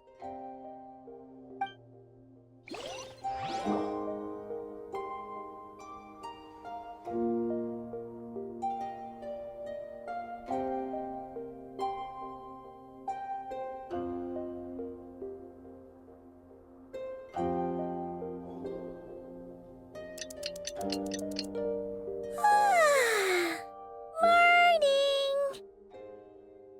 Skirk is still meditating, huh? It's been 2 days already.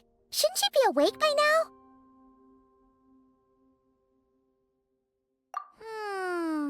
Paimon can't think of anything we can do to help. Oh, wait! Breakfast! That's it! Paimon will go get breakfast! Skirk is gonna be starving when she wakes up. Be right back.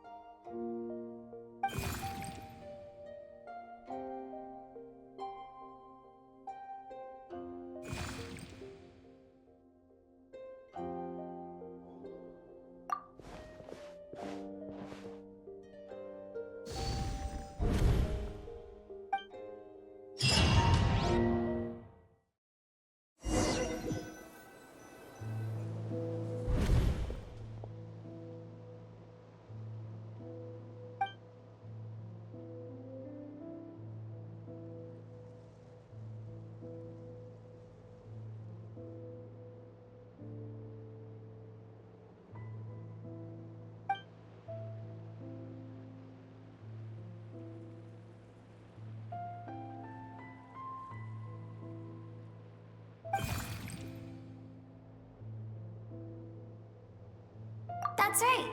This is Skirk's inner world. Think of it as the threshold between the soul and dreams. This isn't your first time here, but what you remember is probably a space covered in darkness. I only managed to illuminate a small portion for you back then.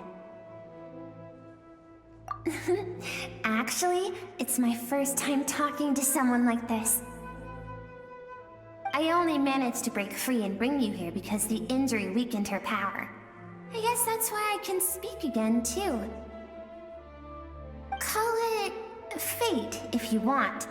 I think that's the word they use in this world for lucky coincidences like this, right? Now, before I take you to her, I gotta ask.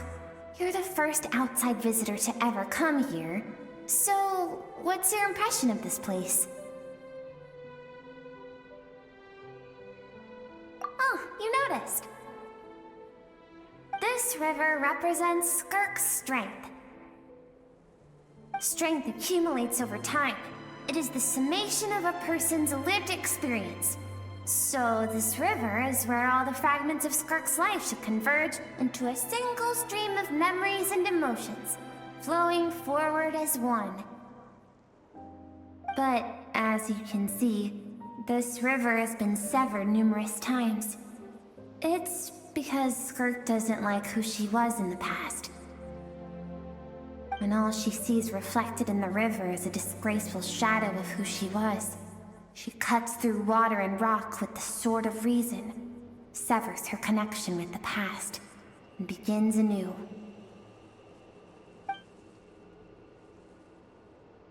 You must learn to shut out all the pointless emotion. Crush the self that makes you weak, and become master over your physical form. This isn't my first taste of failure or losing power. When you fall, you get back up again and become stronger. That's how it is.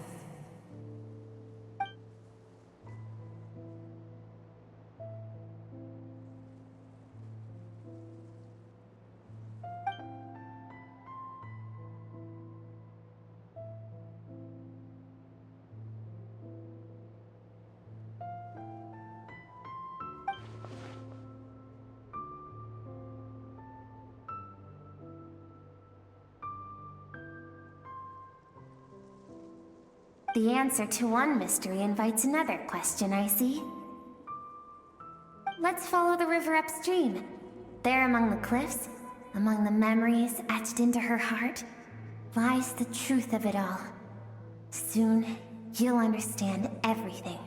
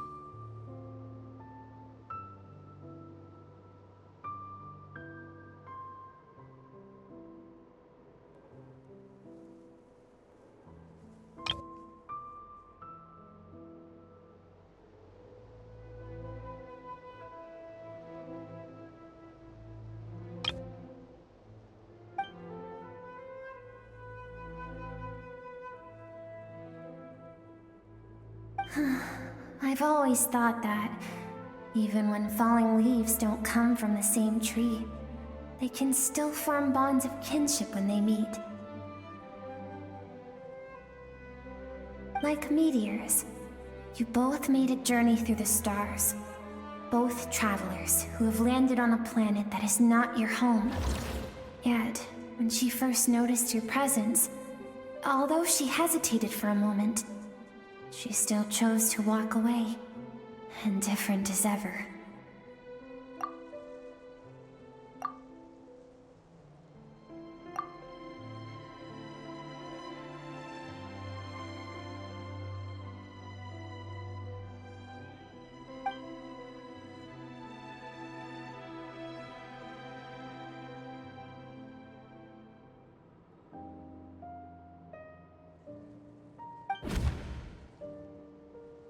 Seems like you've answered your own question.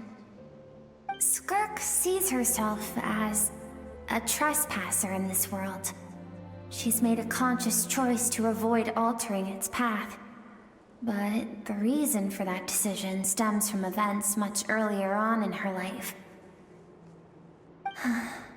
Let's keep going. It's still a long way to the source of the river.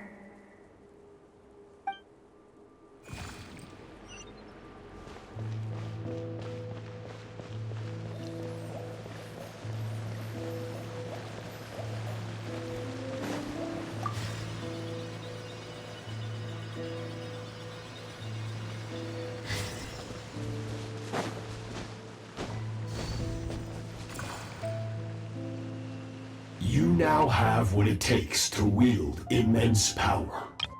From this day forth, I shall teach you no more.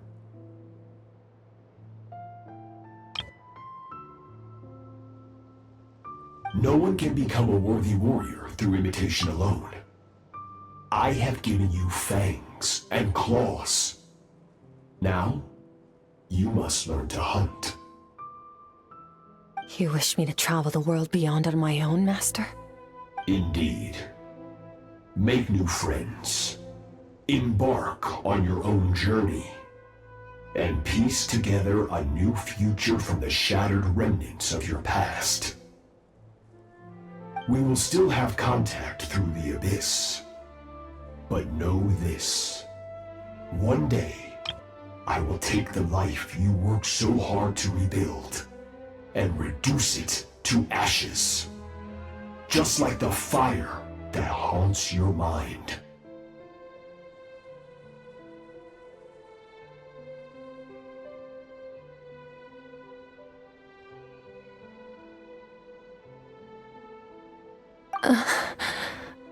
Why would you do that? I have told you before, fear is the catalyst for human evolution. You have tasted loss. You have known fear, so deep it can be felt in the bones. But as living beings, we all have an instinct to detach from that which harms us. And thus pain dampens over time, and the acrid taste of fear becomes but a distant memory. Yet now, I have bestowed upon you the gift of fear eternal. It will drown you in the nightmare of your childhood, or it shall drive you to defeat me, whatever the cost.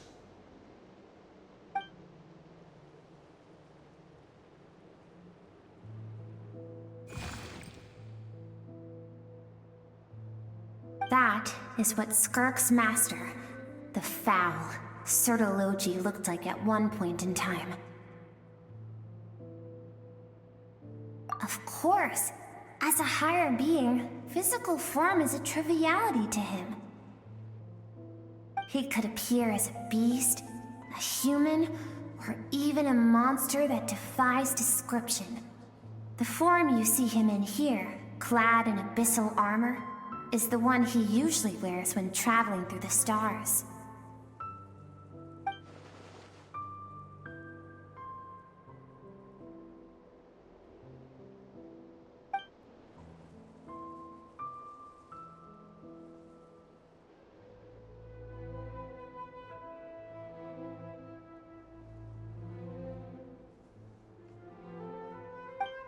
For certain reasons, I need to bridge the power gap between me and my master as quickly as possible.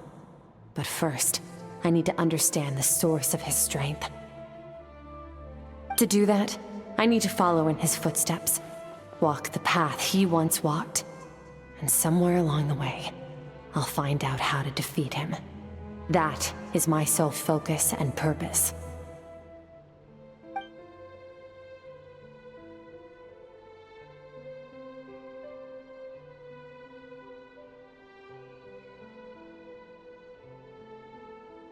I'll let you in on a little secret. The real Certology is terrifying. The scope of his power is impossible to understand until you experience it firsthand. It is absolute, the power to crush all things. Shall we keep going? Let's see. We're about halfway there.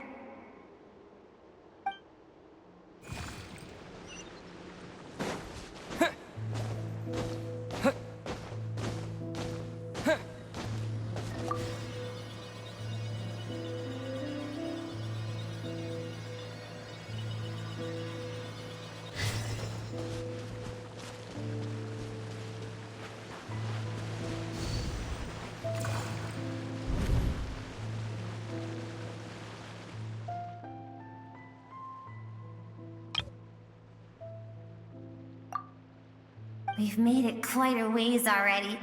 This is Skirk, when she first began training under Certology. I have set your broken wrist. Tomorrow, you're to train twice as hard. No tears this time. Good. Attempting to garner sympathy through tears is a habit of the weak. A pitiful, useless ploy. Can I ask a question, Master? Why did you save me? I keep thinking, maybe it would be better if I had died. I wouldn't be haunted by that fire all the time. I wouldn't have to go on like this. I saved you because I have a plan for you. It has been too long since I fought a battle that demanded my full strength, and I hunger for it. Every so-called genius and prodigy I have faced has crumbled like sand underfoot. Before me, even fate bends the knee. So, I will teach you everything I know, train you by whatever means necessary, in the hope that one day, you might surprise me. But I don't want to draw my sword against you, Master. What you want matters little. Among the boundless sea of stars, the cries of the weak are but faint murmurs that disappear into the void. You of all people know that well.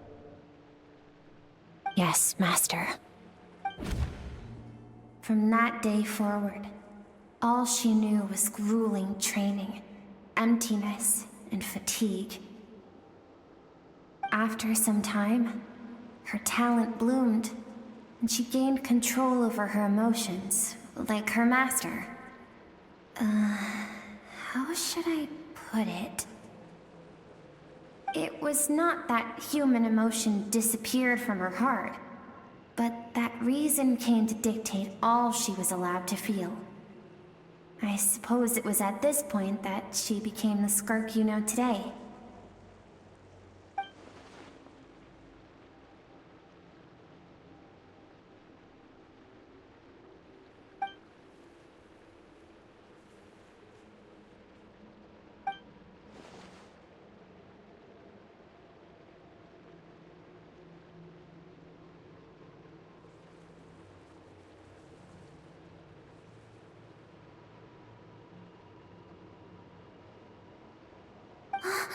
We're nearly there. I almost don't want to reach the end. Well, shall we? This is the final stretch.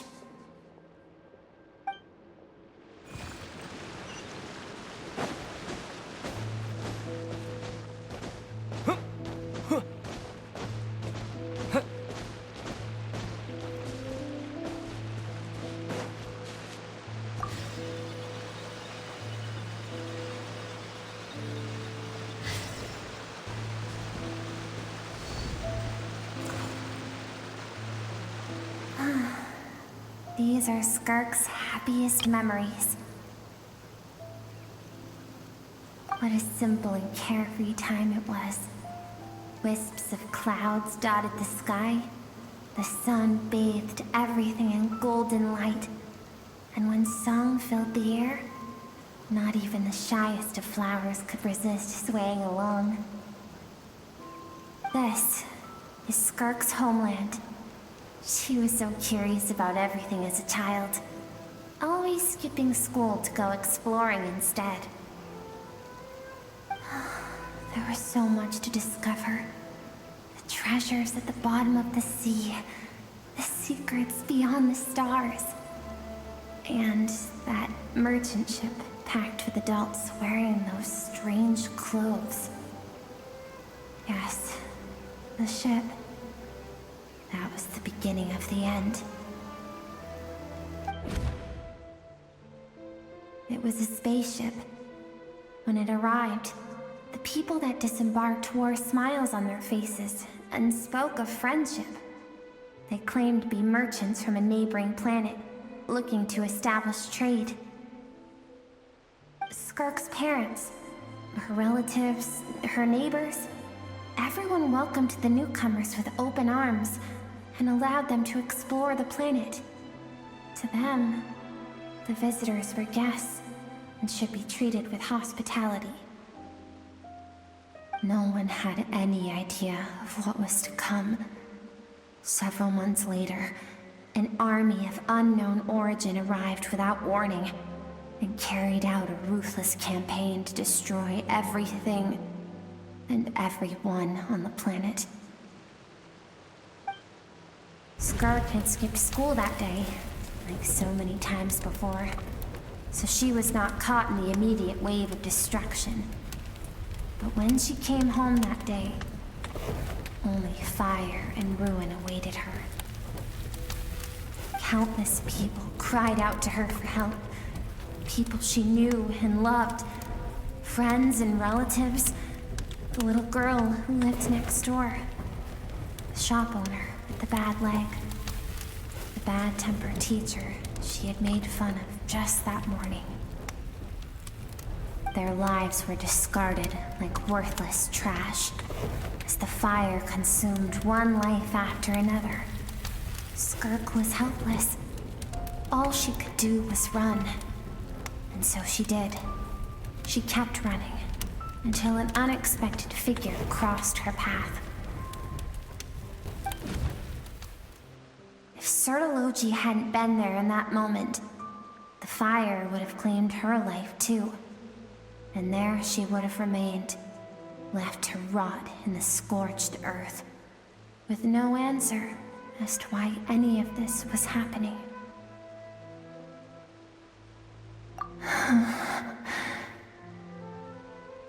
Because she and her people were seen as a threat.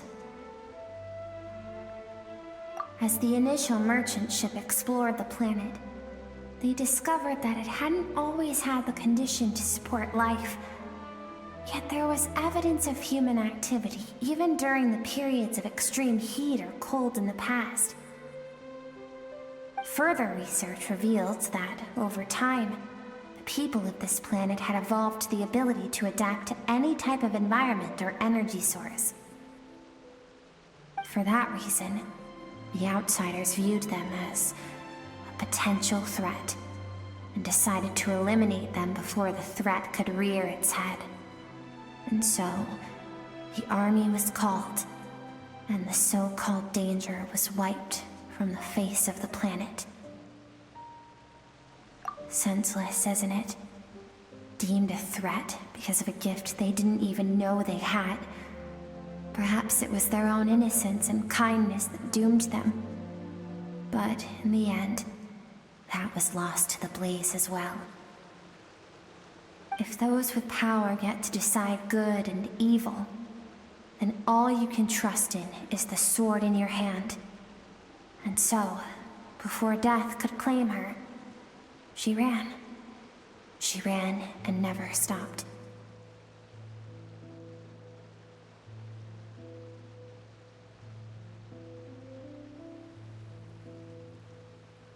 No one wants to relive their most painful moments. Well, that brings us to the end of the story. This is as far as we can go. Skirk is waiting over there. For both of us. Let's go to her. It's time to fulfill my purpose. And my greatest wish over all these years.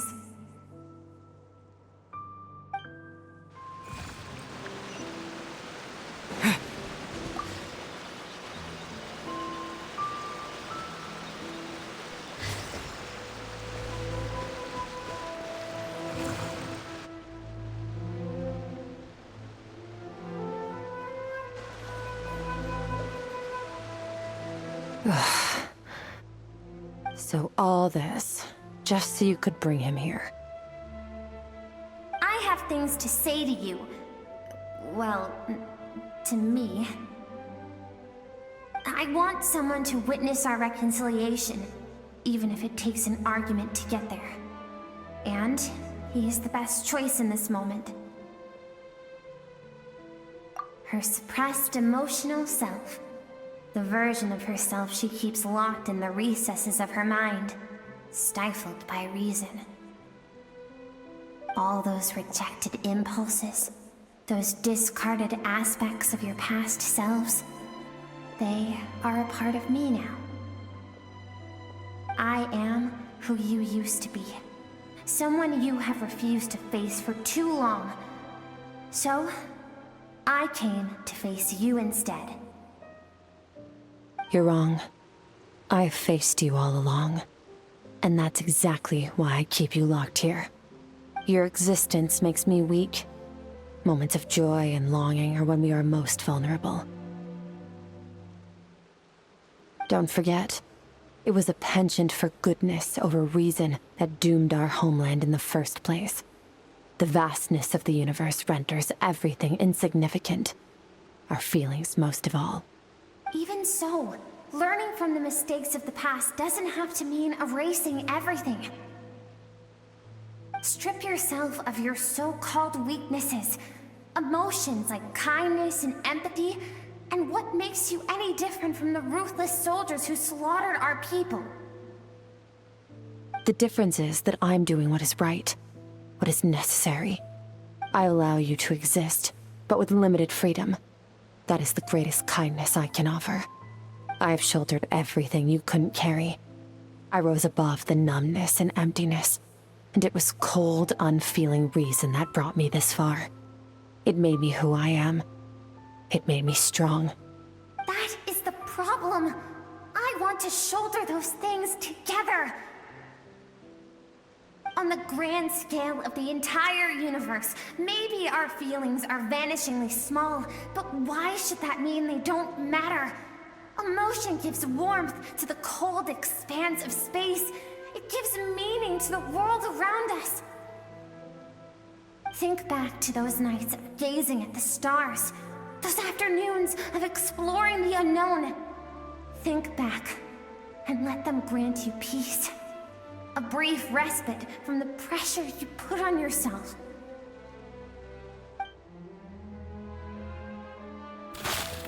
That isn't what we need.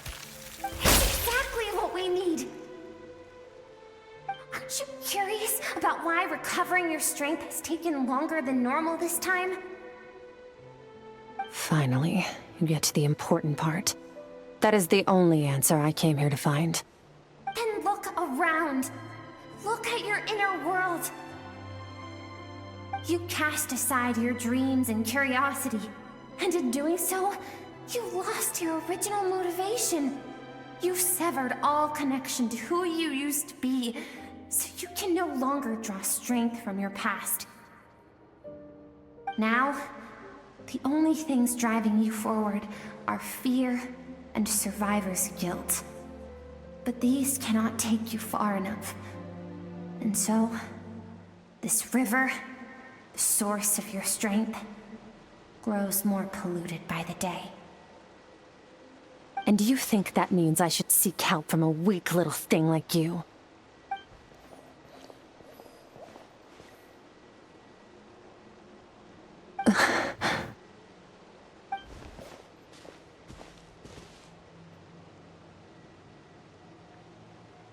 Thank you for saying that. I knew bringing you here would be the right choice. To be honest, I'm not here to argue with you. This isn't about who's right or wrong. And in fact, I agree that in order to make it through the wake of that tragedy, we had to distance ourselves from the pain through reason over emotion. But what is right at one point in time isn't always right forever. I know you will never forget that fire. I know the fact that you were the sole survivor fills you with guilt. And I know that among the voices that haunt you, mine is there too. Because deep down, you know that you didn't turn out to be the person you wanted to be. All those unfulfilled hopes are like knives to the heart. And I don't want you to hurt anymore. So even if you can't accept me, I hope, at least, that you can let go. I keep thinking, maybe it would be better if I had died. I wouldn't be haunted by that fire all the time. I wouldn't have to go on like this.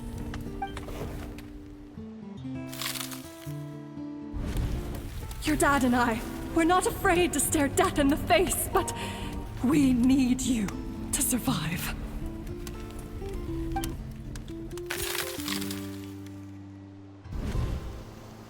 I'm sick of being a kid. There's so many amazing things out there, and I'm ready to see them all.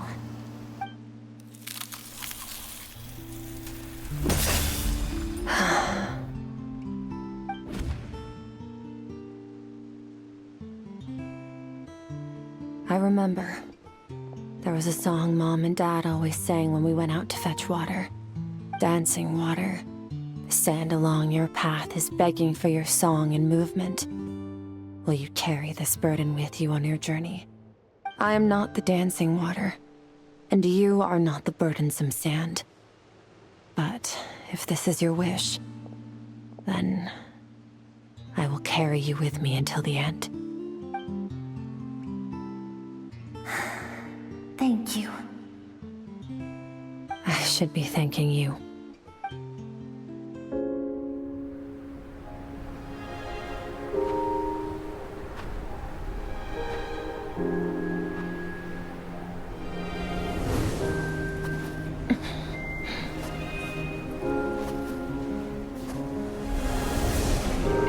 Run, Skirk, run! Remember, leave no one alive! Heed my words, Skirk. Let fear take root in your soul. Did you survive? Why was it only you? Skirk, did you become a positive light in this world?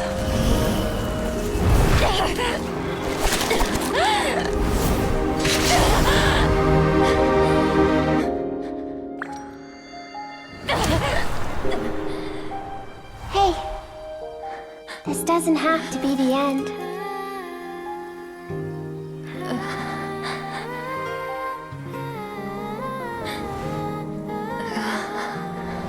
Life is a gift. Don't let darkness claim it.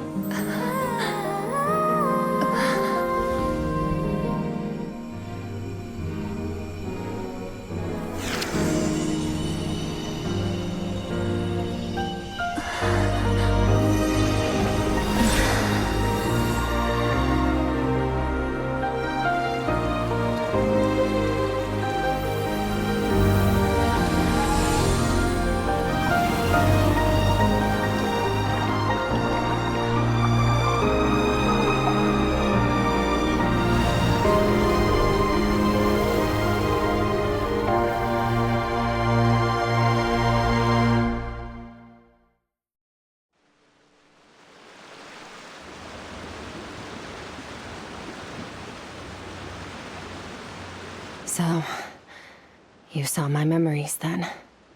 I once asked my master if survival of the strongest was the law of the universe. He said no. But in a world without order, Those with no moral boundaries tend to be the ones who survive. That's why, after hearing his answer, an idea came to mind. An idea that, one day, I would create a new world order. One in which there would never be another tragedy like that fire. One in which power was not the law of the land. But that means I must defeat him. Because my master, Sertologi, is, at the core, a defier of all rules and order. Yes, and not just because of the gap in our abilities, but also because I have no reason to see him as an enemy. Although his decision to train me was not made out of kindness, he did everything a master should. He saved my life, taught me the sword and the principles of strength. And for that, I respect him. I know, and it's not something I want. But Master never goes back on his word. I have to treat everything he says as a promise. He's no longer into that, but he sends me messages through the Abyss every now and then. Most of them are simple greetings, or an answer to one of my questions. Every time I hear from him, my heart skips a beat. And I wonder if this is the moment where he'll finally appear before me and tear down everything I've built to pieces. Maybe that means I do live in eternal fear, just like he said. Yes, I respect him, but I'm also afraid of him. And for that reason, the pursuit of strength consumes every moment of my life. I don't know what Master has planned, but I have to be ready.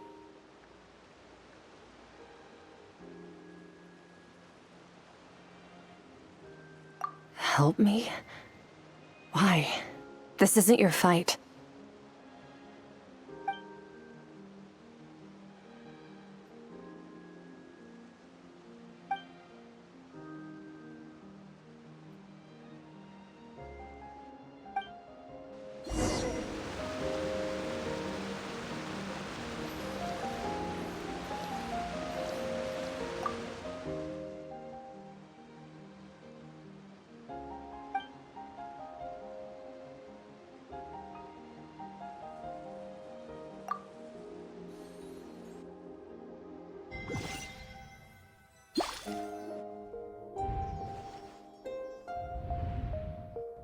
Oh, you're finally awake!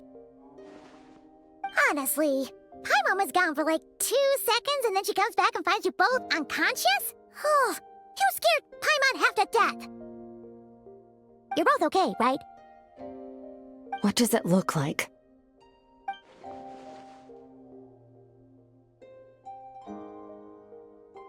Only water from the source can cleanse the rot and filth that flows from the past into the future. I taught you to incorporate the experiences from your journey into how you fight.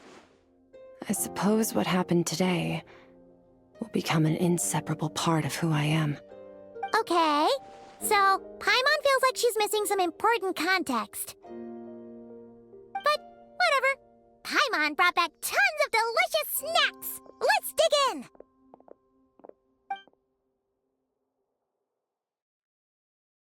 All right, it's about time we finished what we started. We're gonna deal with this thief for good, right? This time, I'm not going to tell you to hold back. But having digested even more power in the meantime, he's going to be tougher than before. The good news is, we have no reason to pull our punches this time. So, let's go. Same place as last time.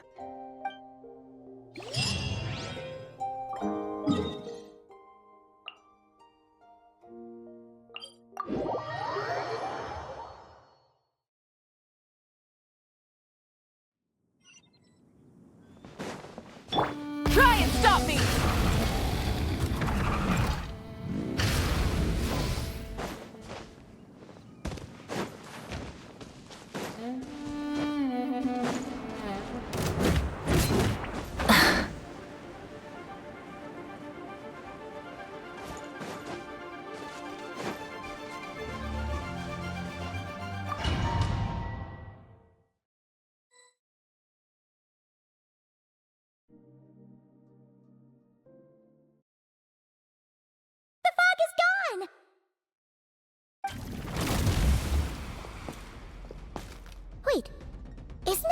form the all-devouring narwhal changed into? How come he knows that, too?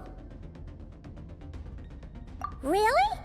So, you're telling Paimon that giant whale and this guy can both turn into the fowl? How does that work? It's a subconscious instinct.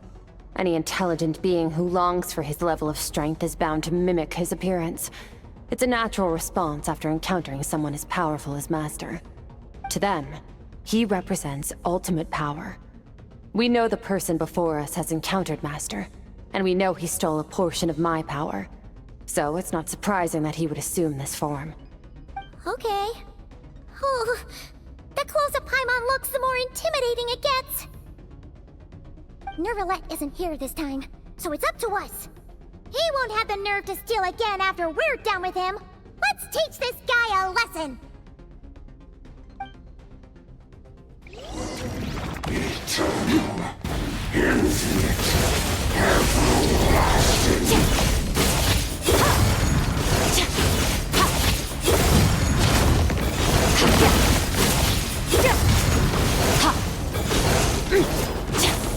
Wipe out! Haven't forgotten your training, I hope.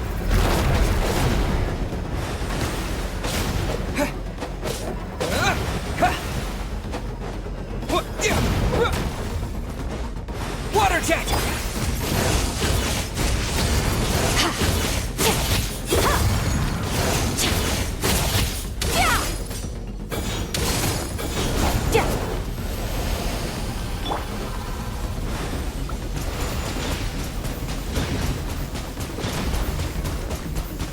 Go!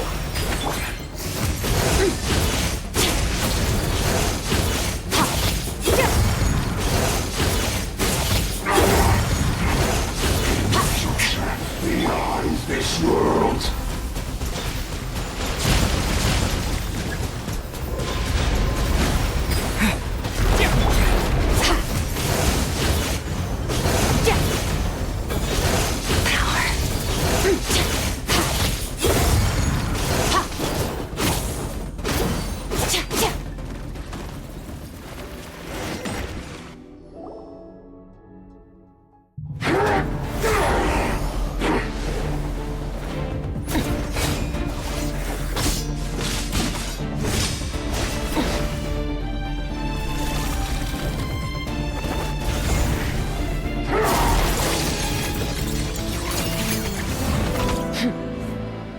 Haven't had enough of my power.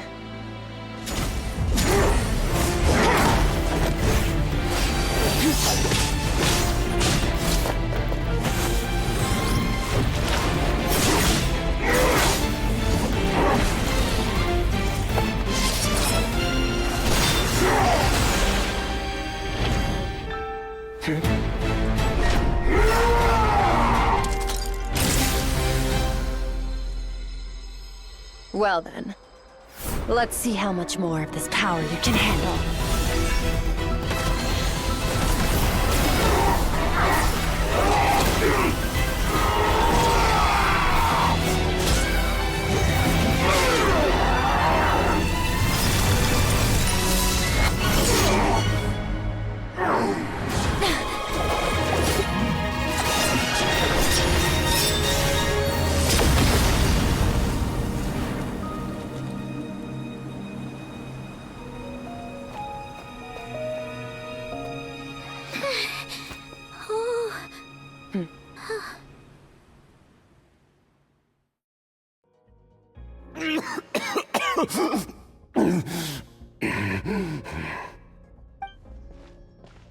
Well, have you come to your senses? You saw that my body was at its limit. So, you deliberately channeled your power into me, knowing that it would destroy my shell from within. Such power, such keen battle instincts. So you must be... Skirk, Sertologi's disciple. How long has it been? How long has he been away from Tevat? Hundreds of years. Hundreds? Sorry. It's a lot to take in. I should introduce myself. I am Skofnungar, a friend of your master and one of his followers. This is the first time I've heard your name, Skirk. But hundreds of years ago, I knew you existed. And I knew you would come here. Hundreds of years ago? Sounds like you and Master have quite the history. Care to tell us about it? Of course. Might as well take advantage of a clear head while I can. The story starts a long, long time ago. I was born into a noble family in Conria. As the eldest son, I was set to inherit our title. But I contracted an incurable illness as a child, and everyone gave up on me. I trained the sword harder than anyone else, defeated all of my peers. But it was all in vain. When other people looked at me, all I saw in their eyes was pity, or a strange glee in my misfortune. Even my parents were just waiting for me to die. Over time, my heart hardened, and I became aimless. That was the point where I met your master, Sir Taloji. We were similar in age, but different in background. He was born in prison, the son of criminals who had been sentenced to death. He spent his childhood wandering the streets, facing more criticism than the literary works in the Universitas Magistrorum. Yet, he always wore a smile on his face, as if kindness and malice were one and the same, and he could not see the difference. I still remember what he said to me when we first met. You need to fight to survive. Even if it's a losing battle, it should light a fire under you. How can you sit back like this and go down without a fight? That does sound like something he would say. He was the first to acknowledge that I was worth something, and he inspired me to keep going. When we sparred together, it was the first time I'd actually felt the thrill of combat. When I was 10, he stole forbidden research materials and managed to cure my illness. It was like there was nothing in this world he couldn't accomplish. When it came to the human form, he was always intent on pushing the boundaries of possibility. But somewhere along the way, I fell behind. My talents were nothing compared to his, and at some point, I realized he had pulled so far ahead, I was too embarrassed to even ask him to spar. After his grand endeavor was successful, he sought me out and said to me, "This planet no longer holds anything of interest to me, so I'm leaving. But first, I have an offer. I can use a power I have just refined to break the curse of immortality for you. Your death was once what we worked so hard to prevent. But the immortality you now face is a different kind of pain altogether." I'll pass. Immortality doesn't sound so bad to me. Since I can't die, it means I have an infinite amount of time to get stronger. Maybe I'll finally catch up to you one day, and we can spar like we used to. Are you sure? I cannot say when I will return. Your body, or rather, your soul, might not be able to withstand this curse. All I can do is try. After all, A wise man once told me, people need to fight for their own survival. Wise indeed. Nevertheless, if you grow weary of the pain of immortality, and wish to experience a good sparring match before you wither away, seek out my disciple. Disciple? Never thought I'd hear that word coming from you. Nor I. But Vedifenir said I was destined to find a disciple out there in the universe, and bring her to Tibet. You know as well as I, Vedifenir's prophecies are never wrong. Huh. Well, now I'm curious about who this disciple of yours will be. All Vedifenir said was that one day, the stars shall bow in her honor. Sounds pretty impressive. Of course. Only the most outstanding people would have the right to become my disciple. Still self-assured as ever, I see. But you're not wrong. I'll be leading them. Oh, and if you are serious about getting stronger, I left you a little gift in the primordial sea. As I've said before, walk whatever path you want. Freedom means even the wicked get to make their own choices. Waiting for me in the primordial sea was the all-devouring narwhal, already beaten into submission by Sertologi. In its weakened state, I was able to cut off part of its flesh and sew it into my own heart. Your heart? That sounds like torture! How did you even survive that? Because, of course, I bear the curse of immortality.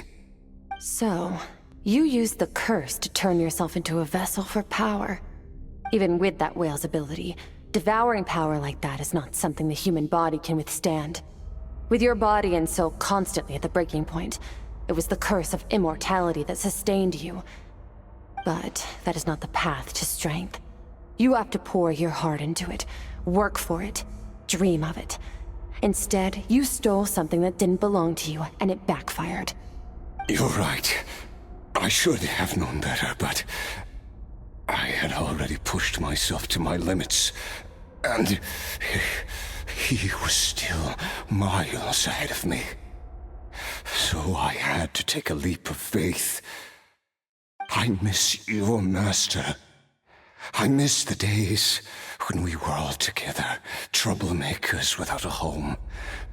I don't regret the choice I made. But if you'll allow it, I do want to apologize. To both of you. After the beating we just gave you, I think we can call it even. You're an interesting one as well. Sertologi's disciple. That's a lot to live up to. It can't have been an easy experience. I know what he's like. He rules with an iron fist, using despair and fear to force you to catch up to him, all the while standing ever out of reach. We're like mountain climbers in the dark, never knowing how much higher we have to climb, or when we will see the sun again. True. But I made up my mind long ago. No matter how dark it gets, I will not give in to despair. I will overcome it. Besides, after hearing your story, I suspect what Master really wants is not a battle that demands his full strength, but rather a defeat without regrets. Oh? Since you're his friend, you must have some things in common. First time we came here, when you stabbed me through the fog and stole my power, I felt no emotion coming from that spike. But when you had to devote all your strength fighting me just now, I could feel joy and passion emanating from your blade. It was the joy of a researcher discovering the truth of the world. The joy of an artist uncovering a temple of wonders. Interesting. I'm certain I didn't express those emotions outright. Yet you were able to read them from my blade, like a glimpse into my inner world. You're right. That battle brought me an unbridled sense of joy, and my defeat brings me no regret whatsoever. Exactly. I think Master also craves a battle like that. One where his opponent forces him to use all his strength, unlock the extent of his potential, and transcend his own limits. A battle to end all battles. After which, all can come to an end, including, perhaps, his life. For that very reason, good and evil are meaningless to him. He has one purpose, one goal: to complete himself. It's one of the secrets to his strength. Perhaps you're right. Perhaps that is his call. What a battle that would be.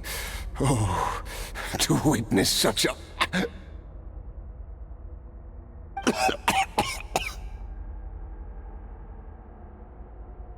Are you okay? Too many different kinds of power are surging through my body. The curse of immortality allows it all to coexist, but it does not remove the pain. I won't be able to hold on to my sanity for much longer.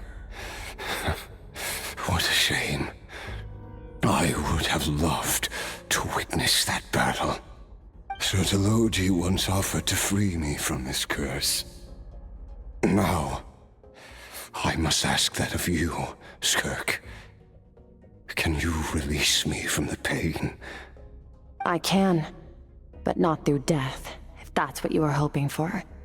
It's not a suitable punishment for your crime. As an alternative, I can take your consciousness, along with all the power you've consumed, and smash it to pieces. The impurities will dissipate, and under the curse of immortality, your mind and body will regenerate. When that process is complete, you will be back to who you were before, no longer tortured by powers you can't control. But it will be a time-consuming and painful process. The decision is yours to make. I accept. And who knows? Perhaps I'll wake up in time to witness your great battle with Sertologi. I have faith that you'll be able to stand against him one day. Though I know it'll be a long and arduous road. If we are climbers in the dark, it appears the dawn has finally broken for me. But your ascent continues. At least, it looks like you are not alone on your journey. I will reach the top of this mountain, no matter what it takes.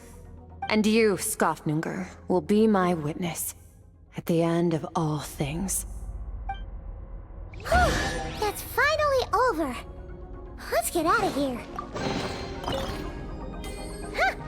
At least we don't have to make a mad dash for the exit like last time.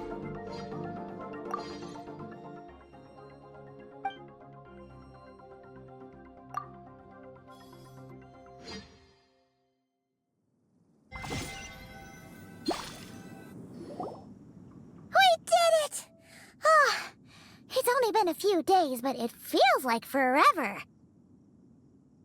Once again, we've proved there's nothing we can't overcome. We're just that awesome. Wow, you sound even more confident than usual. Guess you really have become stronger. Today sure went by fast. It's night already. Oh wait, that reminds Paimon. The stars you mentioned. The ones that died out? Are they back now? Yes. The power Skofnunger stole has been returned. So, the stars have regained their light. Great! Huh, It's crazy that you even noticed their light was gone. There are so many stars in the sky. If a few disappeared, Paimon definitely wouldn't be able to tell. I suppose it's because I have gazed upon this sky for centuries.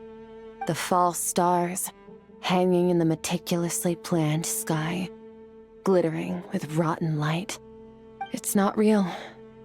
And yet, it is for that very reason that I can look upon it and enjoy the momentary peace it brings. Even the most beautiful of bubbles has to burst. We will return to the real universe one day, whether of our own volition or not. Time marches ever forward. Even the innocent and naive will taste life's bitterness. Yet through hardship, we grow until we learn to seize the sands of time for ourselves and uncover our true strength. Though we gaze upon a false sky, its vastness and majesty is palpable. One can only wonder, what is it going to take for kindness to reign supreme in the vast expanse of the universe? Ugh, this is all going over Paimon's head. But if she knows one thing, it's that the Traveler always finds a way. Ever since we met, he has filled Paimon's days with happiness. No matter how tough things get, he always finds a way to make it better. If it's too big a job for one person, then we'll do it with two. And if two's still not enough, then three. We've met so many amazing friends and accomplished so many amazing things. As long as we don't give up, we can make any wish come true. I suppose when it comes to you, anything is possible. Well, I should be going. Now that my power is no longer isolated from my emotions, I need more practice to get used to it. I suppose fate will decide. Maybe we'll bump into each other on the street. Or maybe we'll reunite on a different planet entirely. Regardless, reunions and partings are but passing moments. More than anything, I hope that at the end of this journey, wherever it takes us, we stand in a world reborn. One without war, pain, or forced partings. One where new life can bloom, even where there was once nothing but scorched earth. For this, we must all work to become stronger. Goodbye, Traveler. Remember your training. Make sure to put it to use. Bye!